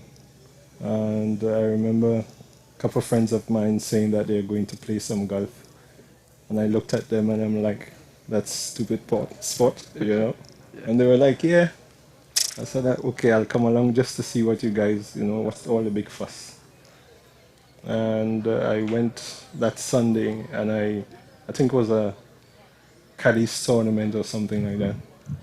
And when I saw the crowd, Yeah. I'm like, what? This is what goes on here at the golf course? Yeah. And then the following day, I think I went with my brother and 2 other friends, and the rest is history. And you know, you mentioned something about the crowd. You know, even in this tournament, there's about 123 or 125 golfers. So it is a crowded golf course for this Open. Yes. And you see it as a growing sport. And could you tell us a little bit more about golf in Tobago? How is it developing? How is it growing? And so far, we are doing pretty well in Tobago, especially with the junior programs. And we have a lot of kids taking part in the game right now, even a couple of the adults, because what we try to encourage is the parent. You won't just bring your kid and drop them off. We try to have the parents involved as well. And so far, we've been doing pretty good with that. So the sport is growing pretty good in Tobago right now. And you know, you did say too as well that, you know, for kid development in Tobago, how is what type of support you all get? Is it just like Trinidad, or do you all have more support from the sponsors and so on? The support is mostly, it's not no big corporate support. It's mostly individuals and stuff like that. Right. Most of the support comes from the parents. Actually. And it's good that you're here speaking with us, because I remember a few months ago when we were working with the national team. Yeah. We spoke to them about commercialization, about advertising, about streaming, and right now we're streaming the TTOpen. Yep. And we've had viewers up to last night of almost 800 and something views. So we are moving in the right direction, right? And I think like what we were speaking earlier with some of the other association members, because we had in the commentary with the Jamaica president, the Jamaica Golf Association president, we had the Bahamas president as well, Bahamas Golf Association president. And now they're saying they're here and they can share the game with them. So I think this is an opportunity for you, Chris, to address sponsors, because we have some really good sponsors that made this possible. And, we really thank them for sharing the vision, because the PGA and golf internationally is a very lucrative sport. Not just for the golfers, but for everyone. Everybody is. So what would you want to ask or tell the sponsors? What I would like to tell the sponsors is to continue with the sponsorship of this game and where we are heading. And the fact that we can stream our golf tournament live across the world, that's a big plus. And we can only go forward from there. Yeah, and that's true, that support is critical. We see all the major teams around the world. If you think of those big teams in football and in cricket, they do so well because of sponsorship. And like I tell people, we've spoken about in the commentary booth a lot, that it's not just about the game, but it's about society, it's about the networking, it's about development. And right now we are in a good stage where golf is in the Caribbean, where we can capitalize on the market right now. So what has been some of your international experience? I think my best international experience is in England, with the Duke of Edinburgh and being in the Palace and playing golf in the backyard and stuff like that. Very nice. That took the cake. Can I have your autograph after this interview? I don't think I've ever met anyone who has been to the Palace. But excellent. And again, it opens avenues, and that's something I guess you're going to remember for the rest of your life. Oh yeah. I've played so many sports, but golf, I think golf takes it to a different level. You meet everybody from all different sporting arenas and stuff like that, and it's just a different level. Yeah. So what's your plans for the future, Chris? PGA? Well, actually no. I'm more trying to get more kids involved in the game in Tobago. Fighting right now with opening a training center. We spoke about that a couple of times ago, but so I got the equipments and stuff like that. It's just to put the center together. Right. Yeah, that's good. And the younger pros like yourself are probably the ones really to get these things off the ground and to make sure that it's done properly. And of course, with the TTGA on board supporting initiatives like this, it's going to make it easier. Oh yeah. And what about sports tourism? We've been hearing a lot about sports tourism recently. Well, we can't go wrong where sports tourism is concerned, especially for us in Tobago. And with the golf, we have most of the Europeans coming into Tobago, and they like to play the golf as well. So that's a big plus for us. Even with the football and cricket and stuff like that. But for us in Tobago, the sports tourism the golf is a big factor for us there. Yeah, I think that's the next, one of the big steps going to happen with golf, and hopefully more and more games could be live streamed. More interviews like yourselves could join us. I mean, within the last 2 days, we've had about 8 interviews already with some very influential people in golf. So we expect a much bigger crowd Saturday and Sunday. Yeah. And, we want to spread the word as much as possible. And, we have to thank you, Chris, for your contribution to golf in Tobago and contribution to golf even at the national level. So what do you think, if you had to give some advice to the young golfers and the young and upcoming ones, what kind of advice would you want to share with them? The advice I will give to anyone who's willing to play golf, golf is a sport that it teaches you a lot of discipline within yourself. You can find yourself in golf.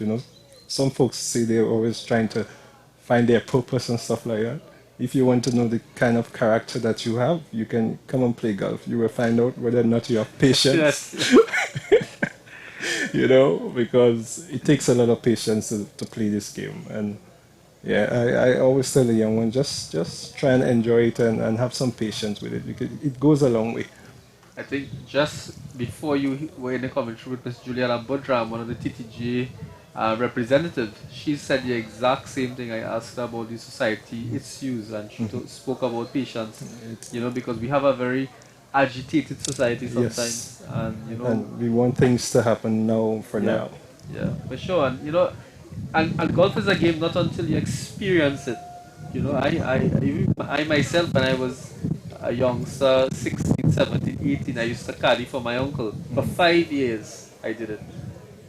Never hit a ball. He would come from abroad, caddy for about, one or two games, but never hit a ball because I felt it was for old man Yeah, old man sport. sport. So I never, it was, but one day I remember meeting a guy and he explained golf in the similarities to cricket.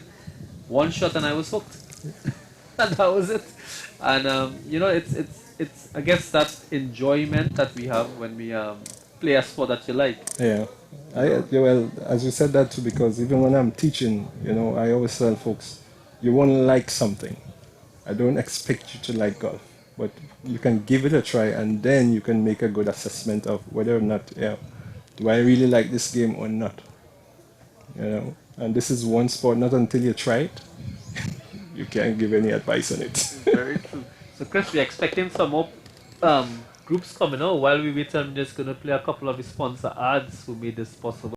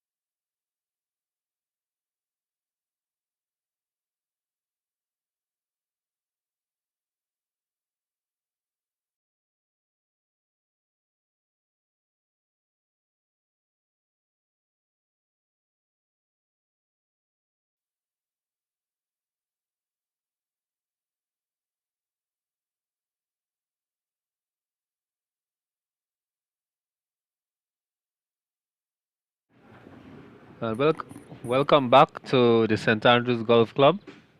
We have another group coming in here at hole number 18 with the youngster, Mr. Ross Ramkisoon. Robert Cadies is in your frame right now, and Roger Bryan, who's the other player. And we're going to see what Mr. Cadies does, if he can get it on the green from this position. And he squares up. Nice. Firm shot there. Probably playing for a lot of spin on the ball.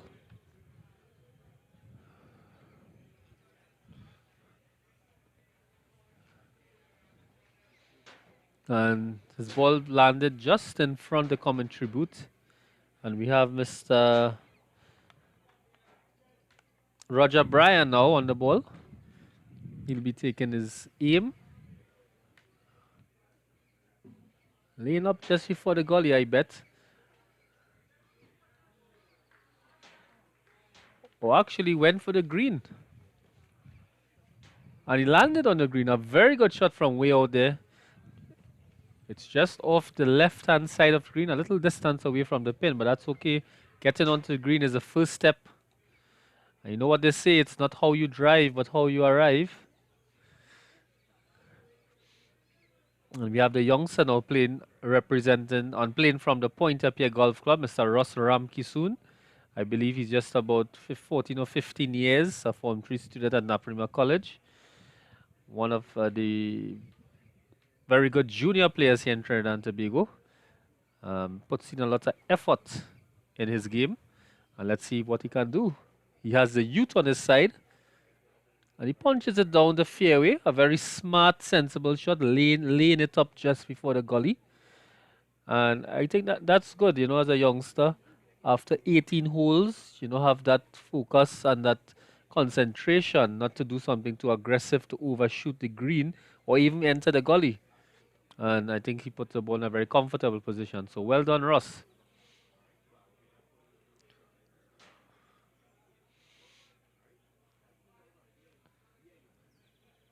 So Mr. Robert Cade is taking a measurement there with his range finder. Hopefully he's going to take it over the gully. Seen previously when the players approach this point, they seem to lack a bit of confidence to get the ball confidently over. But hopefully it will land it on the green. We want to see these golfers finish well. It's a second day, round 2, and we have 2 more full days of golf here. And my scorer, he looks at me very elated, so happy to be in this golf fraternity. Never hit a golf ball in his life, but you know, he's getting hooked very shortly. Oh my goodness. It's a very I don't think that was intended, but it was a very deep divot there, and the ball just went about 40 feet. 30 feet, I would say. But again, it's just what we were saying, probably a little lack of confidence to get over that gully. Sometimes on hole number 18, you look at the pin and all you see is the gully. And makes it even more difficult to get that confidence there. So let's see Mr. Ross Ramkisoon shot. Looks very confident, has been playing very good golf lately in some of the local tournaments. Steps up to the ball. Also a pretty good cricketer and footballer. Chips a very nice shot there over the green, over the gully, sorry, and onto the green. And look at that shot. A very, very good shot there for Mr. Ross Ramkisoon. And just to the right of the pin. And he'll be very happy with that. And I think, you know, getting the ball there from that position. And that shows a certain level of confidence, but also concentration and patience, because he played very smartly approaching the green. Now we have Mr. Robert Cadies there. Let's hope he makes it over the gully this time. Very good shot as well. And onto the green. And we've seen some very competitive shots here now on the approach. And, you know, we'll be seeing their putting now. Hopefully they're going to do extremely well in this round. And finishing off strongly.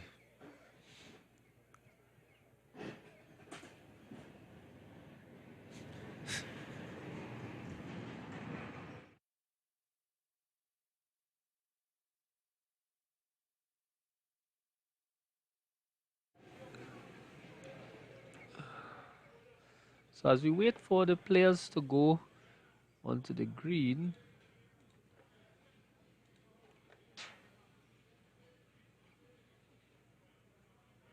could just have a look at some of our sponsors.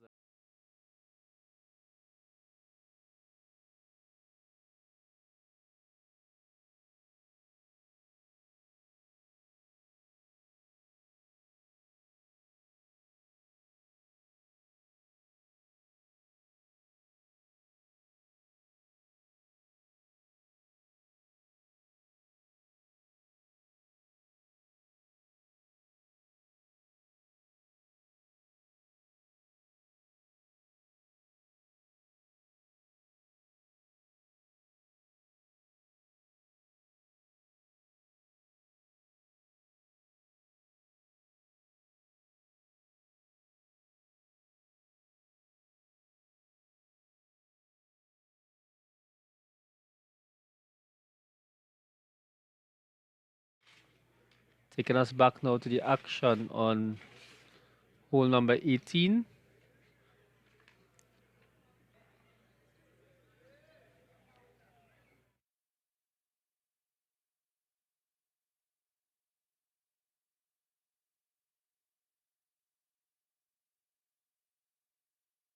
And you see there Mr. Roger Brand. He's just off probably about 30 feet away from the pin, slide downhill into that pin position. And he'll have to use the slope of the green to stop where he wants it.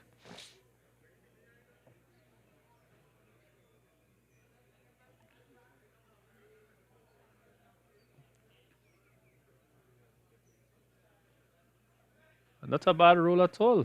Very good speed. Almost perfect speed, but it's just off to the right of the pin, and hopefully he'll have an easy tap in there to finish off this hole number 18. And now we have Mr. Robert Cadiz, who will probably take it in the next shot. And Ross Ramki soon.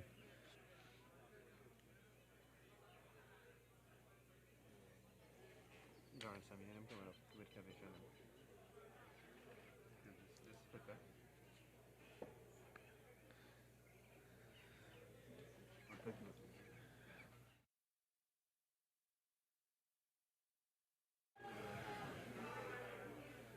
So lots of discussion there on hole number 18 green.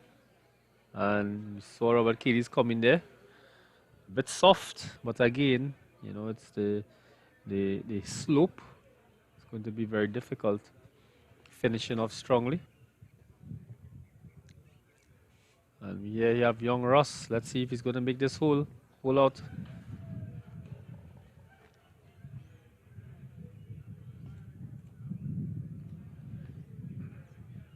It's focused. Nice roll, but just to the right and probably pushed a little bit too hard.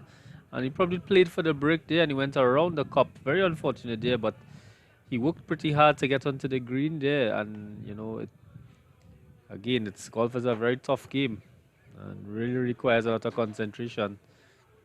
You know, something we've been trying to explain to some of our comrades, that how golf is a very difficult game.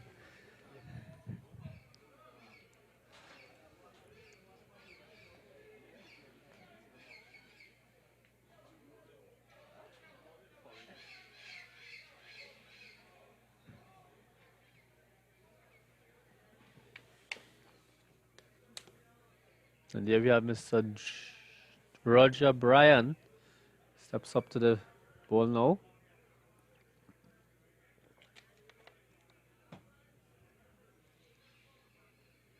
Taking his time.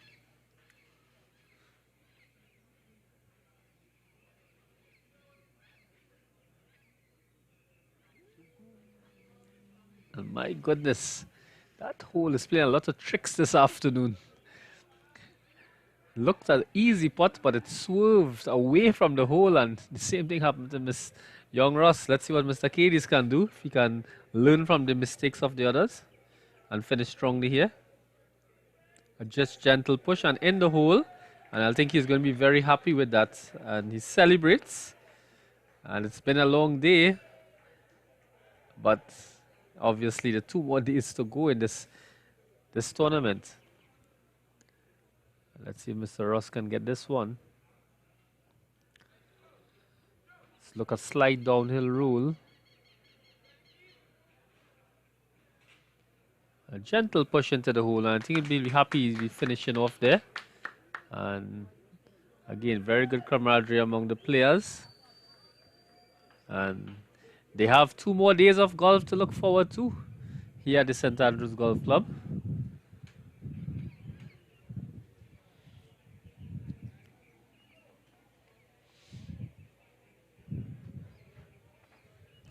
And very shortly we'll be seeing another group coming down as we wait for them.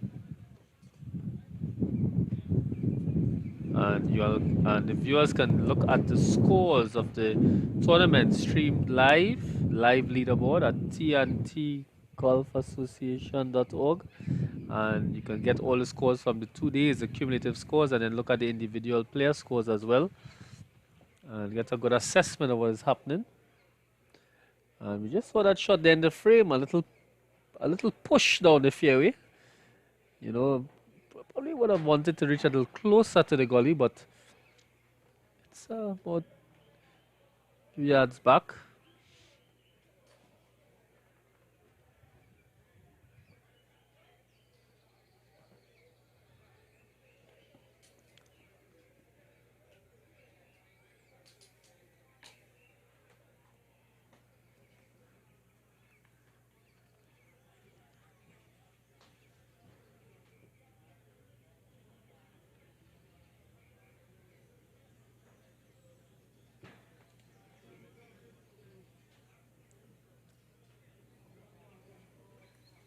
And players in that group are Anthony Spallone, Prami Sadhu, and Andrew Ein.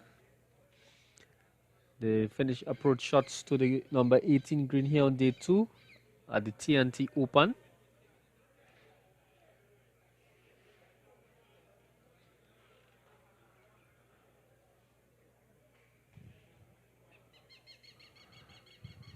As we wait for the players to get to the ball.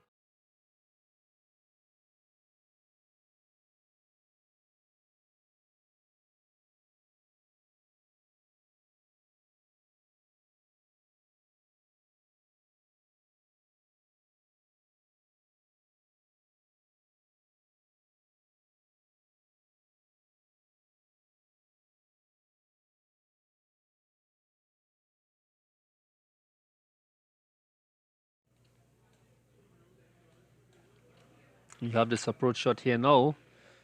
Hopefully, a very soft shot again, rolling to the edge of the gully, but just stopped. And again, we don't know if they. Do you think they're doing that on purpose, viewers? Because we see so many. I don't know if it's a bit of lack of confidence, and that gully is looking at you, and you feel as if you can't go over. And very extreme, very cautious there, because one of the things you don't want to do is to overshoot the screen and go out of bounds and be penalized. So definitely something we've noticed in this time. And oh my goodness, the ball just landed in the gully. It's really a mental challenge for a lot of players. Really, really. Just that deep gully staring in your face. It almost tells you that this is probably where it should go. And now we see a punch over the green, but probably a mishit. And it rolls to the back of the green, out of bounds most likely, and he's very disappointed in that shot. And the pressure is on. 2 more days of golf, and he'll have to hit that ball over. It went out of bounds. He's probably hitting a provisional just in case it held up. Hopefully it will sit a little bit better. And after struggling through 18 holes, much better shot there. Very good use of the wrists. And he's very happy jumping up and down on the course. And a better, obviously, frustration. And pushes the cart very aggressively away from himself. It's about patience. We have another player playing the ball onto the green. And I think for them, at least it stopped on the green. And seem to be very angry with themselves. And here we have, in walking across the bridge, Mr. Kirk Lima, one of the hard workers here at the stream team, coming up to the booth. Hi, Kurt. Yes, hail on Mr. Kurt Lima. And we see the caddy now making his way across the bridge to go onto the green.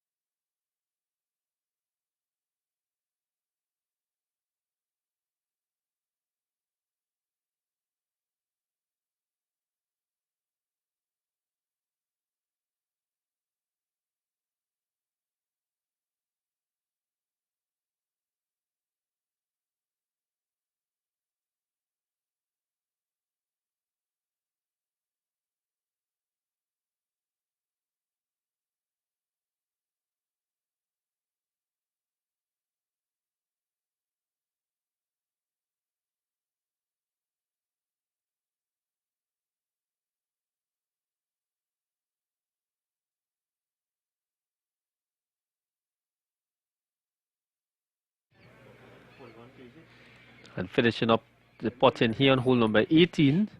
Seems to be a very challenging time. Much cooler now here at St. Andrews, and he misses again. Unfortunately for him, I think he's going to be a little bit disappointed, but hopefully finally finishes. And finishes off. And exactly what our commentators or visitor commentators said, you know, it's all about patience. You know, just trying to plan your game strategically.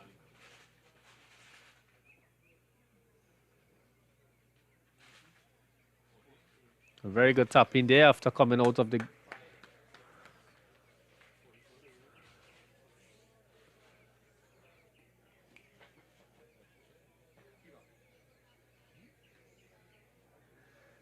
And one of the hard-working rules officials, I believe, from Puerto Rico. Want to congratulate her on her efforts today. And all the work she has been doing to keep the game as fair and as unbiased as possible. And we have 2 more days still left.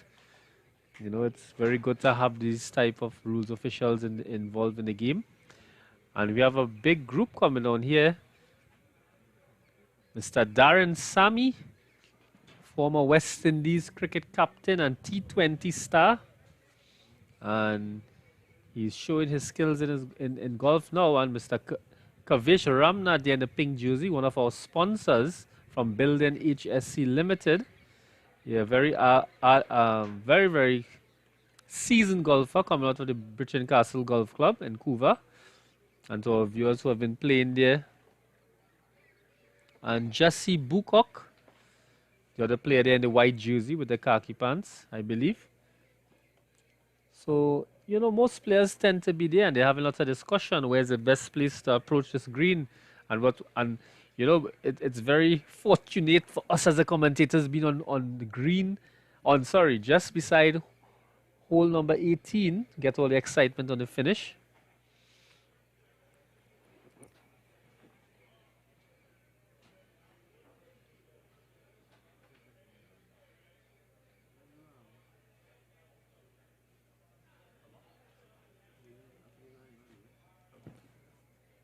And there we see Jesse Bukok. Let's see what is the strategy now. Just pushes the ball down the fairway again. We see that being so cautious because even the gully is there, but the land is contoured and sloped towards the gully. So any extra too much push is going to take the ball into the gully.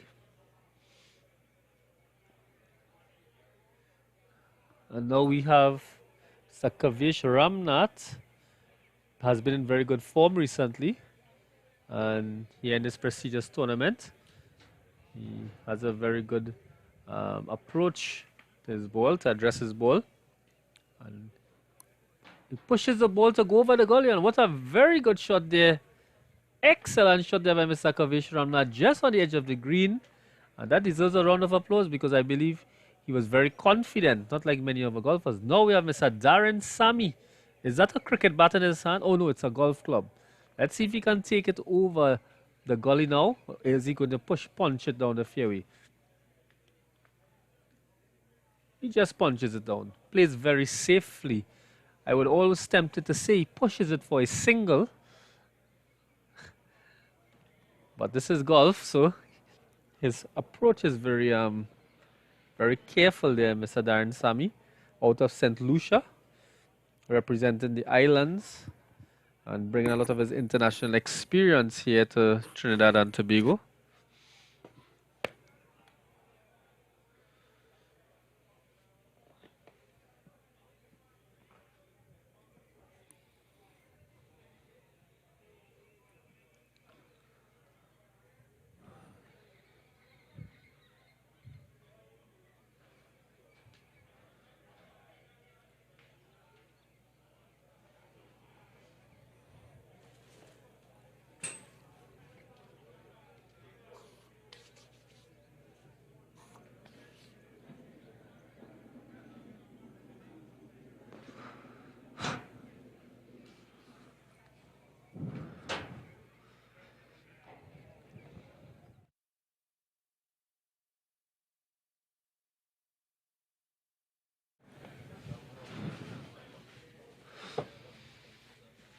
We have Mr. Jesse Bukok there.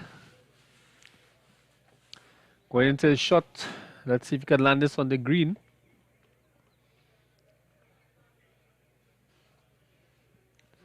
Not a bad shot at all. Probably go just to the back of the green. An excellent shot to get to the middle of the green there. Just slightly to the right. And he'll have to, his spot will be downhill. Now we have Mr. Darren Sammy. Such a good cricketer. Just recently started golf, but he's doing extremely well now and playing TTGA Open. And we see that with athletes. Athletes can adapt easily to sport, and it's more about the mental game. And he's going to be using, see, the confidence is there. He punches the ball over the gully. Probably a slight miss hit, but it sits to the back of the green, and I think it's a safe shot. He'll have to putt again coming down the hill, and I think he'll be happy that he's just over the gully and sitting here this position in the commentary booth. You know, we get the entertainment of seeing unfortunate incidents where people hit the ball into the gully. It's very hard in this game of golf, emotionally sometimes. And there you have Mr. Kavish Ramnath, one of our sponsors from Building HSC Limited, on the green. And a very disciplined player as well, has been doing extremely well with his game recently. And he has a wedge there, probably a number 56, 60. Pitching wedge it looks like, probably just to run it onto the green.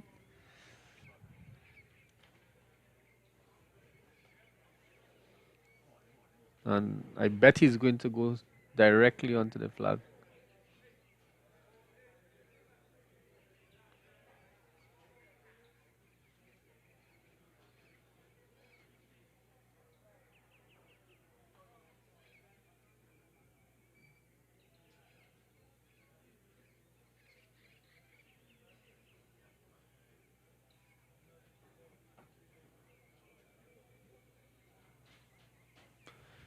Let's see if Mr. Ramnath can get this ball straight in the hole.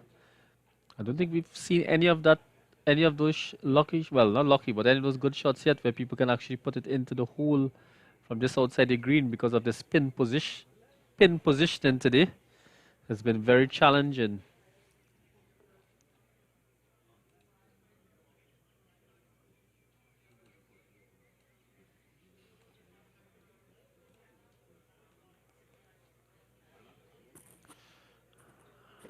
Mr. Darren Sami lines up, steps back, takes a final look at the pin position, and his caddy is actually giving him a little guidance.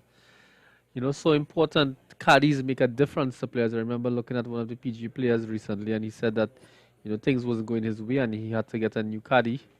And definitely caddies, especially those with the local knowledge of the course and the conditions, can be a big plus to a game. In fact, some caddies turn out to be some top golfers. And Mr. Sami just pushes the ball, trying to use the roll of the green. Not bad at all. And just passes the hole and runs about 5 to 6 feet away from the hole. But he obviously enjoyed that shot. And I think it's the kind of encouragement that makes you come back.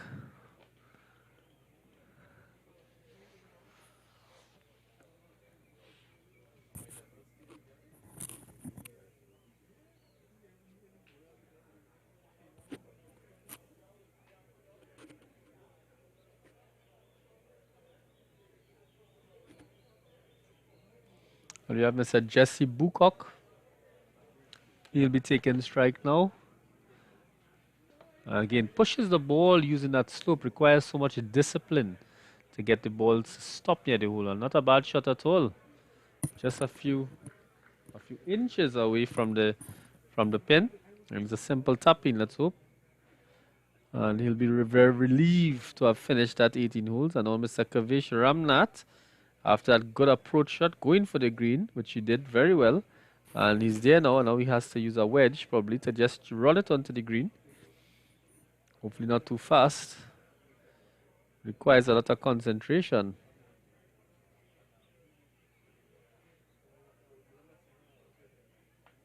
A nice, very nice delicate shot. And just breaks before the pin, but very good intent there. And that was two of the better shots we saw this evening, where Mr. Ramnath from over the gully put it just to the right of the green, and then pushing it just to the right of the pin. And Mr. Darren Sammy now being advised by his caddy, giving him some advice of how the contours on the green may be and trying to decide what is the best way to get that ball into the hole.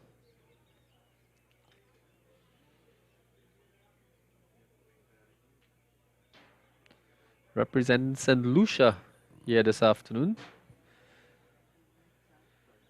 A tourism destination. For those of you locked on from the international scene, you can visit St. Lucia as well and all the other Caribbean islands. Pushes the ball slightly, a bit strong, but he hopefully will make this one in the tap in. It's about a foot away off. And taps it in and finishes off. I'll be very relieved to have done that now.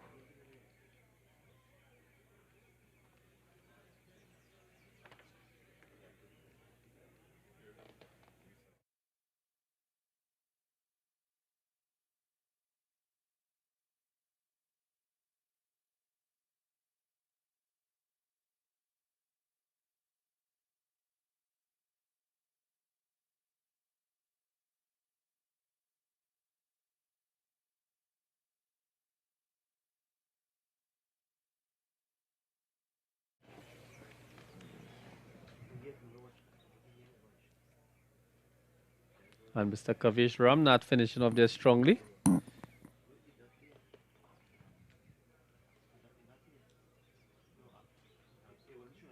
And just and the camaraderie again being demonstrated here by the golfers and finishing off. And we have another group coming down, and just before we go into that group, just going to mention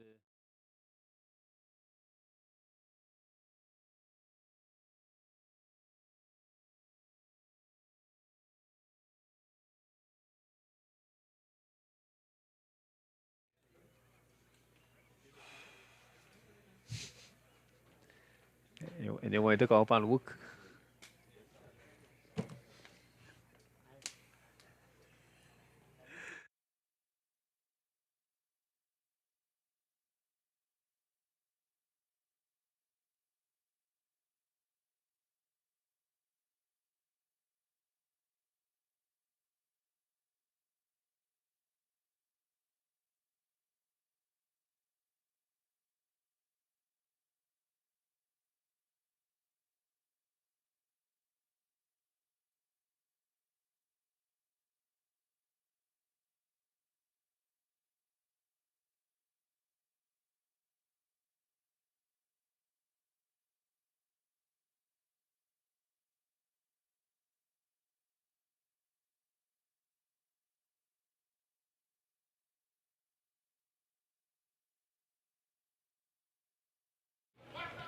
And a very nice shot there. Let's see where it lands. Excellent shot. And a lot of spin on that ball and gets it to stop in a very good position to the flag. And hopefully finishes strongly.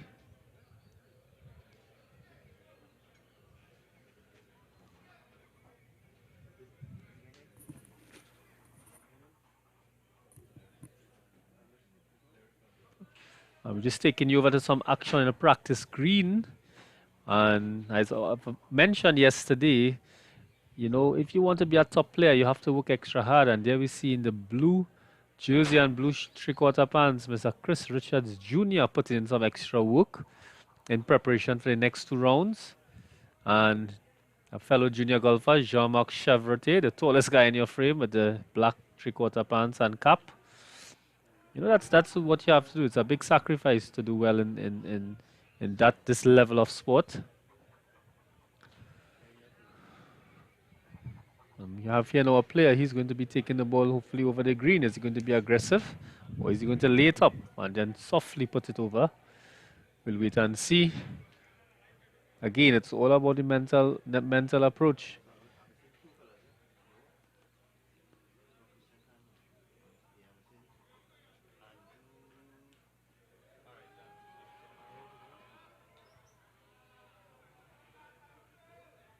Didn't see where that ball landed.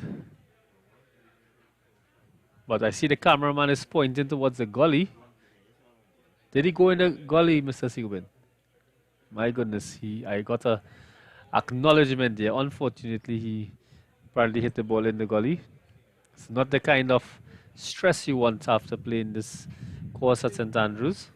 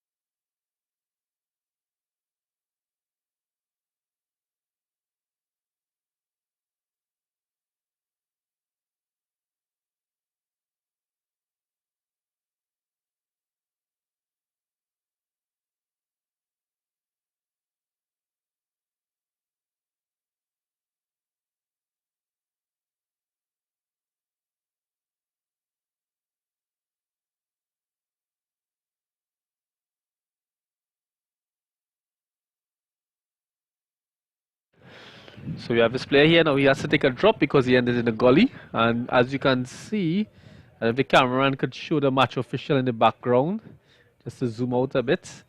The match official there is closely looking on at the finish here at hole number 18. Pushes the ball. It's bouncing up the green and it stops on the green, which is the most important thing at this stage. And this is what you want. You want to be comfortable. And he looks satisfied with that shot. Probably more relief than satisfaction at this point. And we have Mr. Paul Ramcharan approaching the commentary booth. And, let's see if he looks tired. How does he look? My goodness. He looks very stressed if you ask me. But I guess he will tell us when he gets by.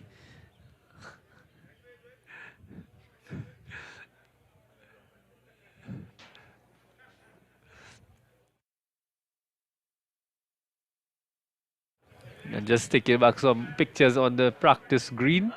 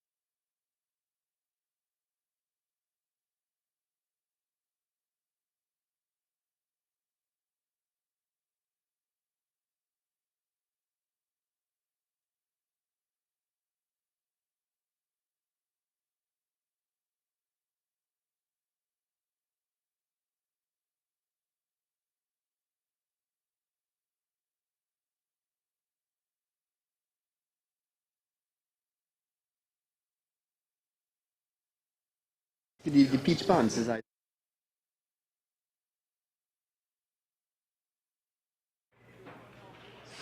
So,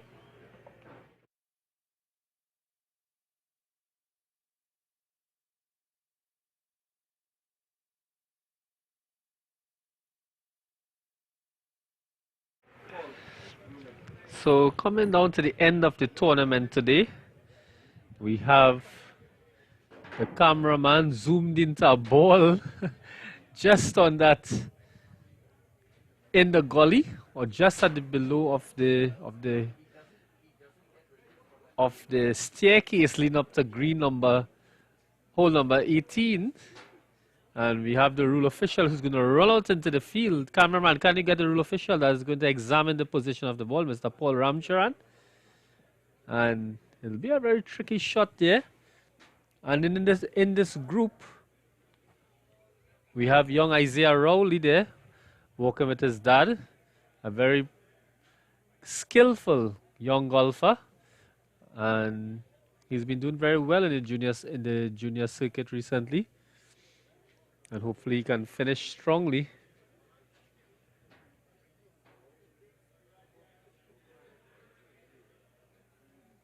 And the other members in this group, Mr. Adam Lomhe, Mr. Rodney Phillip, and Isaiah Rowley.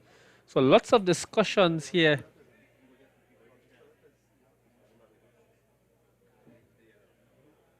And it appears as if it's Rodney Phillip who's in that treacherous position. Looks like a landslip, if you ask me. And we'd like to welcome to the commentary booth the birthday boy on the stream team, Mr. Darren Durant. Hello, Dwayne. Thank you very much for those nice greetings. We are coming close to the close of this afternoon's day, and my oh my, that is not a place any golfer would like to be right now. I see that caddy, he's trying to demonstrate that you may have to lean over the handrail to hit the ball, and he picks up the ball. So obviously he's probably going to take his penalty stroke and drop the ball. No further excitement this afternoon, Dwayne. Well, I think we had enough for the day, Darren. Yeah, I would agree. I would agree. I think the officials had quite a long day as well. Yeah, very busy today, and you know it kept the flow of the game, which was important.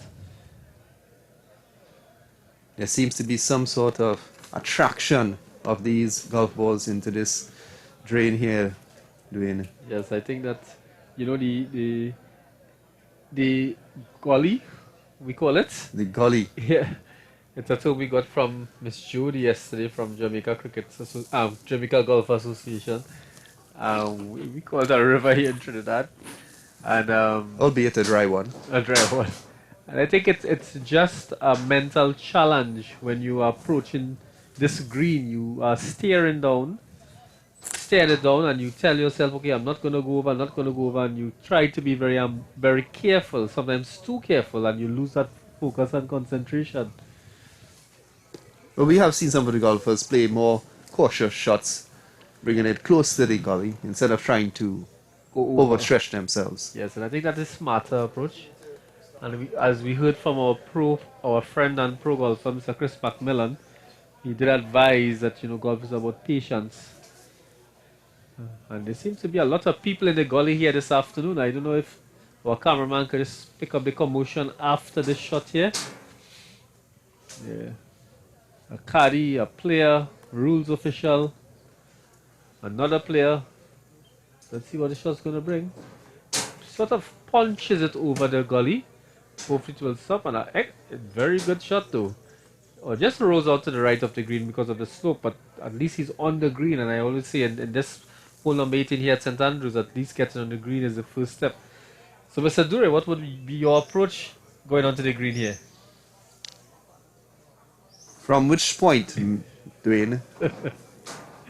Yeah, it's a tricky one. You really have to be practicing a lot to get this. I would have taken the safe approach.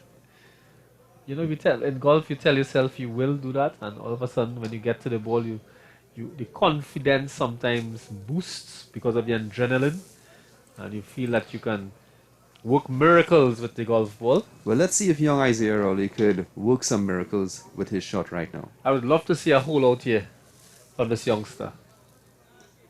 Very soft, nice lob.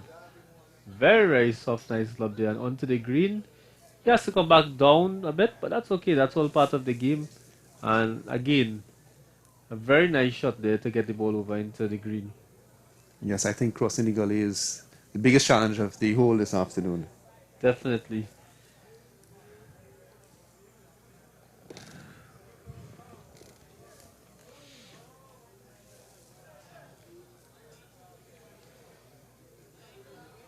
And we are seeing some weather weather to end this day's play of golf.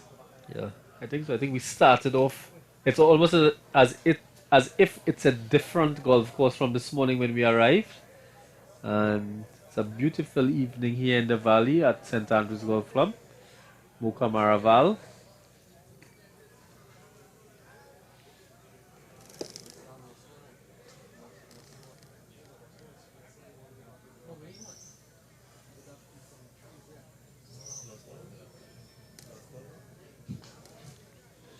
And it seems to be like a player in the last group cannot find his ball. So he has to start over.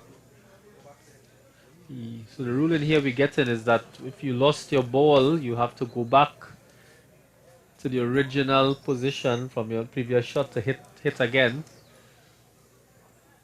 And again, it's those. And we see a player there behind a tree. He takes a shot. He's taking a few practice swings before he goes into the shot. And now he squares up, focuses. Hopefully he's going to get this right. It's a very difficult position he's in. Can go bravely around the trees on fairway number 10 and come back onto the green, or late up just before the gully. Let's see the approach. Seems to be a very firm swing, goes over and uses the hill on the side of number 18 and just behind the bunker on the bunker closer to the range side, the northern side of the green. Not a bad shot at all from that position. Landed very safely. Would you have taken that approach, Dwayne? I would have had the intent, but definitely I don't think I would have been able to execute so well. In fact, the match official who's sitting in that cart probably would have been in my way.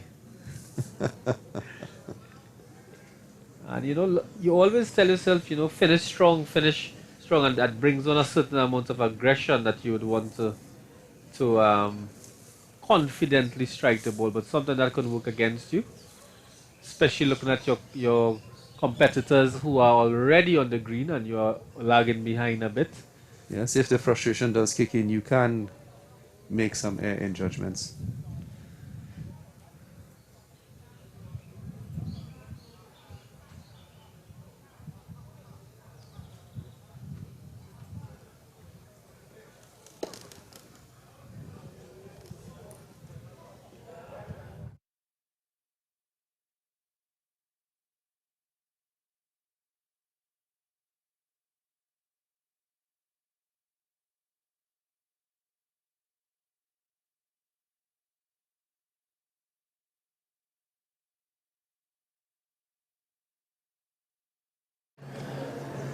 So it's been a long afternoon for the stream team, the Novel Sports stream team. A very good pleasure for us to be working alongside this prestigious tournament.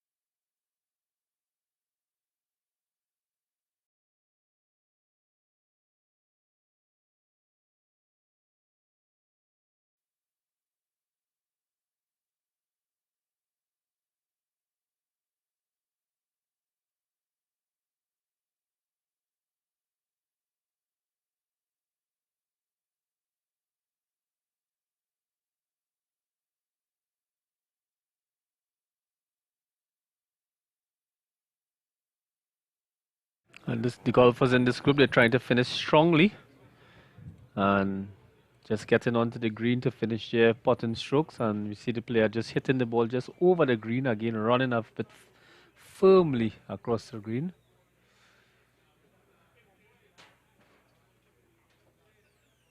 Yeah, Darren.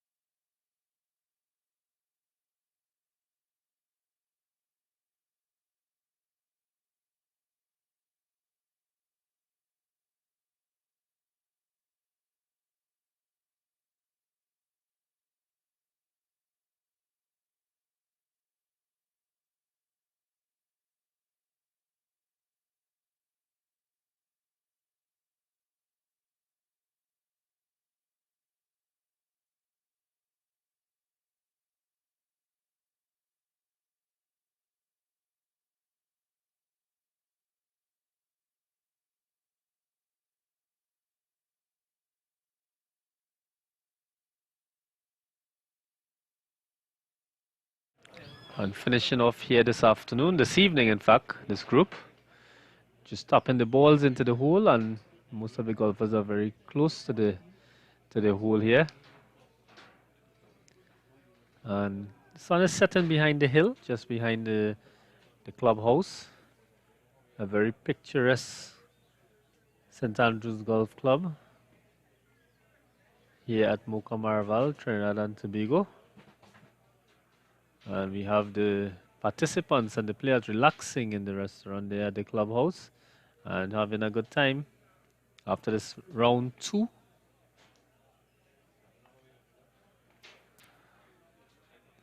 And the players have been working very hard, and we'd like to congratulate them on a very successful day of round 2.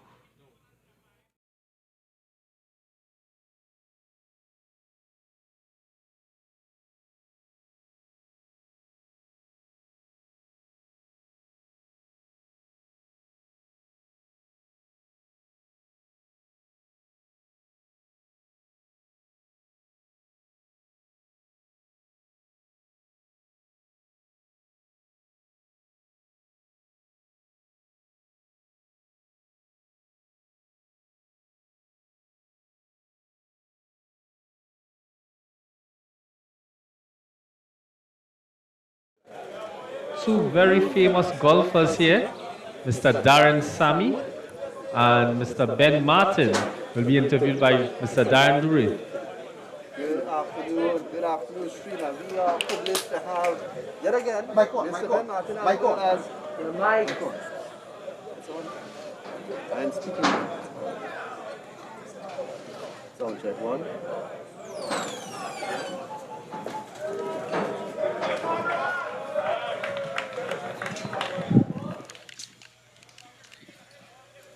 Check 1.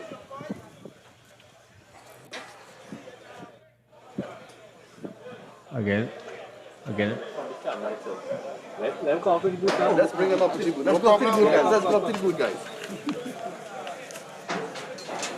No?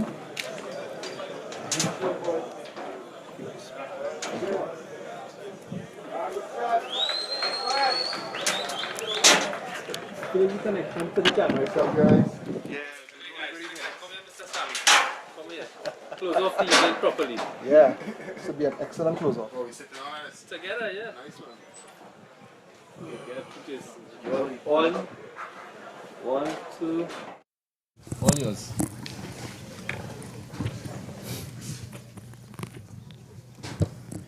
Hey, watch us, man. Here we are hearing. Who asking question? Oh. So basically, Mr. Sammy and myself, I was walking out to do a little putting, and walking out to see this legendary cricketer. And you know, I've been seeing him walking past all week. So basically, what I said to him is that any way that I can help him going forward with this game, it'd be my pleasure. Yeah, and I must say, before we came up here, few of our golfers, Arif and these guys, said to look out for you because to Harif, you're the best. Yeah, man. Yeah, so I appreciate that. I just started the game 6 months in, but I'm addicted to it. You know, Otis Gibson tried to get me involved in cricket, in golf. I think in 2010 when he became coach, and I was like, Coach, let me tell you something. If I have a day off, I'm not going in the hot sun again and play golf. But since then, since I picked it up, I'm loving it, man. Yeah, well, you could imagine a man of your hand-eye coordination with a ball sport. I mean, it's not a moving ball. That's different. So you have to generate the speed through technique, whereas cricket and batting and bowling is slightly different. You know? Yeah, what I've learned so far, probably in cricket you could escape with not so good technique. Right. Like me, like I was in cricket. But in golf, if you don't have the basics right, it's very difficult. And that's your first lesson is when you're now starting and learning this game, is to learn it the correct way straight away. Because if you let yourself go for a couple of years and you start to ingrain bad habits, it's so hard to get out of those bad habits. Yeah. You know what I mean? Yeah, but look, once I heard about the Trinidad Open, you know, I said, let me come down. You know, a few of us from St. Lucia come down. I must say that the course is beautiful. Yeah. You know, hole number 17 teeing off, looking Straight over the down mountains. valley. Yeah, that's amazing. And I you know, bogeyed 17 today, so I don't want to talk about that hole anymore. it makes you want to play golf. For you sure. know, and this experience for me was not about what I do, but Not it's about just achieving or winning, it's the experience. Just and the experience. This And is your first tournament ever? my first tournament, yes. Well, congrats, my Yes. boy. Just to finish 4 days, we have some members here that refuse to even play in this tournament. Really? Because it's difficult. It's a marathon of golf. It's 4 Mhm. days. You know, but, and it's I'll not definitely, easy. I'll definitely take you up on that offer. Have a look. Yeah. And you know the So pro tomorrow that you are. tomorrow morning, guys, are gonna give Mr. Sammy a little tune up. Yep. On the range. So Look out for better scores. My aim is to break 85. Ah, that's a good goal. Yes. As Well a then. 15 handicapper. I think it's doable. Yes. For sure. It's to break 85. But man, continue doing the good work. I know you coach kids, help develop the game because sure. you know we need that system to follow through. Yeah, The future generation, for sure. So, the viewers, it's a pleasure meeting this man, and tomorrow, my golf gonna be better. 85 and under. Yes. And me, 70 and under. There you go. Cheers. Have a good night.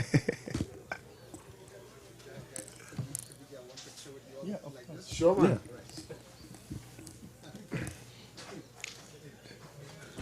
Are we live? No. No, can I commentate on this spot? The mics are on. Mics are on or off?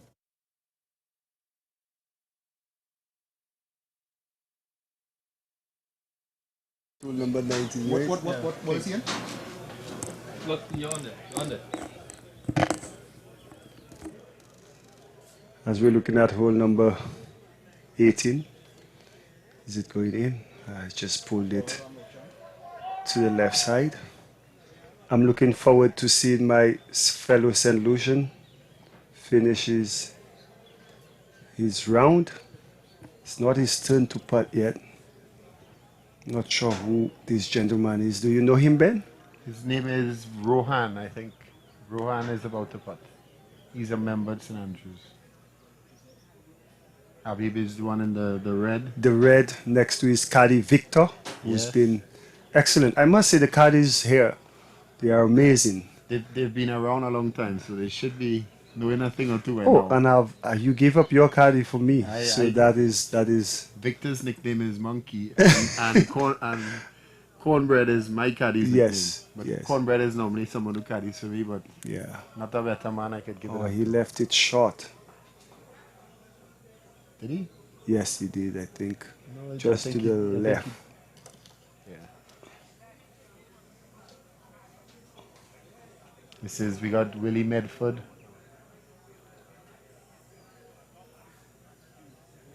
He's also a member of the Young Execs in St. Andrews Golf Club.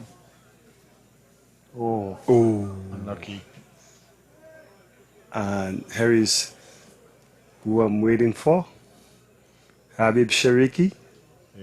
He actually been at me for the last 3 years to play golf, and finally I gave in. Finally. So now we're here. It's such an amazing event.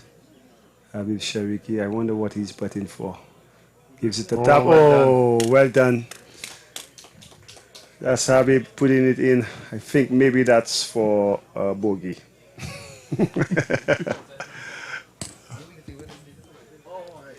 You take the picture? Yeah, take picture.